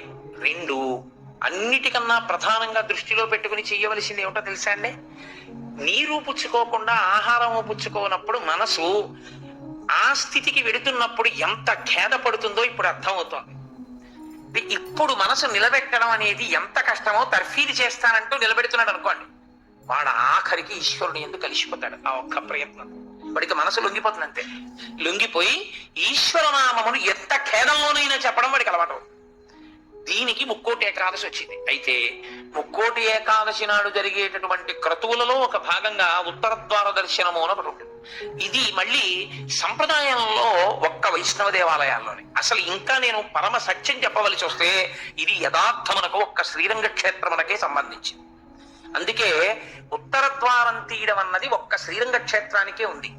అసలు నిజానికి మిగిలిన క్షేత్రాల్లో ఉత్తర ద్వారాలు తీయాలనే మాటలు లేవు. కాలక్రమంలో ఏమైందంటే అందరూ శ్రీరంగ క్షేత్రానికి వెళ్ళి ఇన్ని కోట్ల మంది ఉత్తర ద్వార ప్రవేశం చేయలేరు. కాబట్టి కొంతలో కొంత ఎక్కడ ఉన్న విష్ణు క్షేత్రాన్ని అక్కడే శ్రీరంగ క్షేత్రంగా భావన చేసి రంగనాథుణ్ణి స్మరిస్తూ ఉత్తర ద్వారంలోంచి వెడతారు. ఉత్తర ద్వారంలోంచి ఆ రోజున శ్రీ మహావిష్ణువు ఏమీ చెయ్యలేని వాడు, అన్ని విధాల ఇంకా అసలు నేను ఈశ్వర ఏమీ చెయ్యలేను, నువ్వే నాకు ఆధారం, నువ్వే నన్ను తీసుకుపో అన్నవాడిని ఉత్తర ద్వారం తెరిచి తనతో తీసుకుపోతాడు. ఉత్తర ద్వారం తీస్తే మీరు ఎటువైపు పెడతారు? ఉత్తరానికి పెడతారు కదండి. ఉత్తర ద్వారం ఎందుకు తీయడం? దక్షిణ ద్వారం తీయకూడదా, తూర్పు ద్వారం తీయకూడదా? తూర్పు మంచిది కదా, మరి ఉత్తర ద్వారం ఎందుకు? మీరు యథార్థాన్ని గమనిస్తే ఉత్తరాన ఏముంటుందో తెలుసా అండి? హిమాలయాలు ఉంటాయి, ఉత్తరాన కైలాసం ఉంటుంది, ఉత్తరాన మృత్యుంజయుడు పరమేశ్వరుడు ఉంటాడు. ఉత్తర దిక్కుకి ప్రయాణం చెయ్యడం అంటే దక్షిణ దిక్కుకి ప్రయాణం ఆగిపోతుంది. దక్షిణ దిక్కుకి ఏదిడుతుందంటే శ్మశానం ఉంటుంది దక్షిణ దిక్కున. ఎన్ని కోట్ల జన్మలెత్తినా ఆఖరికి శరీరం వెళ్ళిపోయేది అక్కడికి. ఎవడు ఈశ్వరుడితో పాటు బుద్ధినే ఉత్తర ద్వారంలోంచి వెళ్ళడం కాదు, అసలు నిజంగా ఉత్తర ద్వారంలోంచి వెళ్ళడం అంటే ఏమిటో తెలుసా అండి? ఈశ్వరుడి పల్లకి వెళ్ళి పల్లకి వెంట వీళ్ళు వెళ్ళాలి. అసలు శాస్త్రం అది. ఈశ్వరుడికి ఆ రోజున అర్చన చేసి పల్లకి పట్టుకుని పల్లకీని తీసుకెడతారు ఉత్తర ద్వారంలోంచి. ఆయనతో వెళ్ళాలి. నువ్వు తినే ఉత్తర ద్వారంలోంచి వెళితే నీకేం వస్తుంది? ఆయన వెళ్ళిన ఉత్తర ద్వారంలోంచి వెళ్ళాలనుకోవాలి. అథవా అసలు నిజంగా వెళ్ళవలసింది ఏమిటంటే ఈశ్వరుడితో వెళ్ళాలి. కనీసం నీ బాధ్యత ఏమిటి? ఉత్తర ద్వారంలోంచి నువ్వు వెళ్ళాలనుకుంటే ఈశ్వరుడితో వెళ్ళేటప్పుడు ఎలా వెళ్ళాలో నువ్వు అలా వెళ్ళాలి. ఈశ్వరుడితో వెళ్ళేటప్పుడు వెళ్ళేవాడు ఎలా వెళ్ళాలి? వైదికంగా వెళ్ళాలి. పైన చొక్కా బనీను ఏమీ లేకుండా ఉత్తరీయాన్ని మాత్రమే కప్పుకొని పంచ గోచి పోసి కట్టుకోకుండా వెళ్ళకూడదు. గోచి పోసి కుర్చీళ్లు పెట్టుకుని వెనక్కి దోపుకోకుండా వెడితే మహాపాపం. వేదం పటలపన్నం చెప్తోంది. కాబట్టి కుర్చీళ్లు పెట్టి గోచి పోసి వెనక దోపి అన్నీ విప్పి ఉత్తరీయం వేసుకుని ఎవరి సంప్రదాయానుసారం వారు తిలకధారణ చెయ్యాలి. నీకు ద్వాదశనామములైతే ద్వాదశనామములు, నాకు విభూతి ధారణ ఎలా చెప్తే అలా నేను విభూతి ధారణ నేను చేసి శ్రీరంగనాథుడితో కలిసి ఆయన పల్లకీతో నేను ఉత్తర ద్వారంలోంచి మౌనంగా కానీ భగవన్నామం చెప్తూ కానీ ఆయన వెంట వెడితే నా ప్రాణోత్క్రమణం అయినప్పుడు కూడా ఆయన నన్ను అలాగే తీసుకెడతాడు. ఉదారుడై నన్ను నమ్మి, శాస్త్రం నమ్మి నాతో ఓ రోజు వచ్చాడు కాబట్టి ఇప్పుడు అలాగే తీసుకెడతానని ఉత్తర ద్వారంలోంచి తీసుకెడతాడు. ఇది ఇక ఏమీ చెయ్యలేను, నాకేమీ చేత కాదన్నవాడైనా కనీసం చెయ్యాలి. ఏమీ చేత కాని వాడన్నా చెయ్యాలి. ఈశ్వరాన్ని నాకు ఏం చేతనైనని నేను అన్ని చేసేస్తానని ఇది మాత్రం మానేస్తాను అన్నవాడన్నా చెయ్యాలి. అందుకే శివాలయంలో ఎందుకు ఉండదో తెలుసా అండి? ఉత్తర ద్వారంలోంచి వెళ్ళేది అక్కడికే కాబట్టి ఇక మళ్ళీ శివాలయంలో ఉత్తర ద్వారం ఎందుకు? అంత శివకేశవ అభేదంగా ఉంటుంది ముక్కోటి ఏకాదశి యథార్థములకు. కాబట్టి ముక్కోటి ఏకాదశి తిథి, ఏకాదశి తిథి అంత గొప్పవై ఉంటాయి. అందుకని ఉత్తర ద్వార ప్రవేశం చేస్తారు. అటువంటి ముక్కోటేకాదశి తిథి నాడు మీరు భగవత్ సంబంధంగా ఏది చేసినా కూడా దేశకాలాదులను అనుసరించి కోట్ల రెట్లలో ఈశ్వరుడు దాని ఫలితాన్ని ఏర్పాటు చేసేస్తాడు. మీరు రామచంద్రమూర్తిని నించోబెట్టి పంచామృతాలతో అభిషేకం చేశారనుకోండి, 3 కోట్ల పర్యాయములు అభిషేకం చేసిన తరువాత ఆ మూర్తి ఎంత తేజస్సుతో నిలబడుతుందో అంత తేజస్సుతో నిలబడిపోతాడు. ఇప్పుడు ఆ వంశానికి, ఆ దేవాలయానికి ఎంత శక్తి వచ్చేసిందో మీరు ఆలోచించండి. మీరు ఒక తులసిదళం పట్టుకొచ్చి శ్రీ మహావిష్ణువుకి ఇచ్చారనుకోండి, మీరు 3 కోట్ల తులసిదళాలు పట్టుకొస్తే ఏ ఫలితమో ఆ ఫలితం ఇస్తారు. 3 కోట్ల ఏకాదశుల్లో 3 కోట్ల తులసిదళాలు పట్టుకొచ్చి ఇచ్చిన ఫలితం. మీరు రేపు ఒక్కసారి శ్రీరామ రామ రామే తిరమే రామే మనోరమే అన్నారనుకోండి, 3 కోట్ల పర్యాయములు విష్ణు సహస్రాన్ని పారాయణ చేసిన ఫలితం వేస్తారు. రేపు అన్ని 3 కోట్ల మీద వేస్తారు. రేపు మీరు ఏమీ చేయలేదనుకోండి, 3 కోట్ల పాపాలు చేసిన ఫలితం వేస్తారు. మరి అంతే కదండి. 100 మంది పరీక్ష కడితే 30 మంది పాస్ అయ్యారని నేనంటే 70 మంది ఏమైనట్టు? ఫెయిల్ అయినట్టేగా. మరి ఏమీ చెయ్యని వాడు ఏమైనట్టు? పాపాన్ని పొందినట్టు కదా 3 కోట్ల పాపాలని. కాబట్టి ఉత్తర ద్వార దర్శనము చెయ్యాలి, ఉపవాసము చెయ్యాలి. ఇందులో ఎవరెవరు ఏ మినహాయింపులో కెడతారో ఆ మినహాయింపును అనుభవించినా తాను చెయ్యగలిగింది చెయ్యాలి. నేను ఏమీ చెయ్యలేని వాడిని అనడానికి మాత్రం నీకేమీ లేదు. నువ్వు అసలు కదలలేని వాడి అయితే ఇంట్లో కూర్చుని గోవిందనామైనా చెప్పాలి.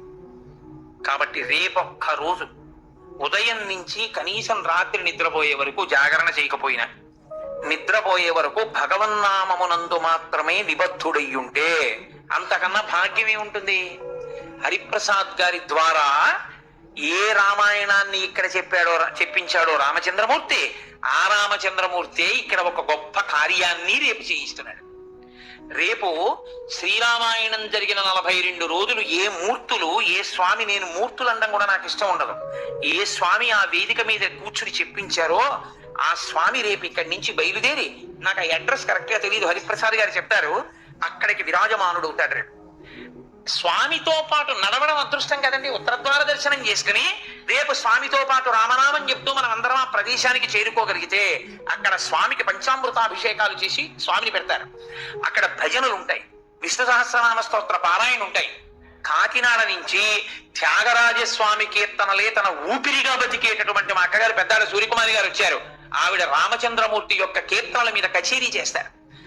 ఆ రామనామ సంకీర్తన ఉంటుంది.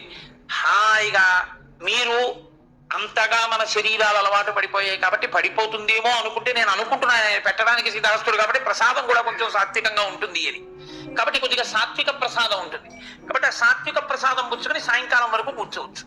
చక్కగా రామనామం చెప్తూ 1 గంట రామనామం రాస్తూ, అంతకన్నా భాగ్యమే ఉందండి. ముక్కోటే కాల్చినాడు. రేపు పుస్తకాలు ఇప్పించండి అయ్యా మాకు. 1 గంట రామనామం రాసుకొని, రామనామం చెప్పుకొని, విష్ణు సహస్రం పారాయణ చేసుకుని, తులసి అర్చన చేసుకుని, పంచామృతాభిషేకం చూసుకుని, కీర్తనలు చూసుకుని నేను కాకినాడ వెళ్ళిపోతాను, మీరు ఇంటికి వెళ్ళిపోతారు.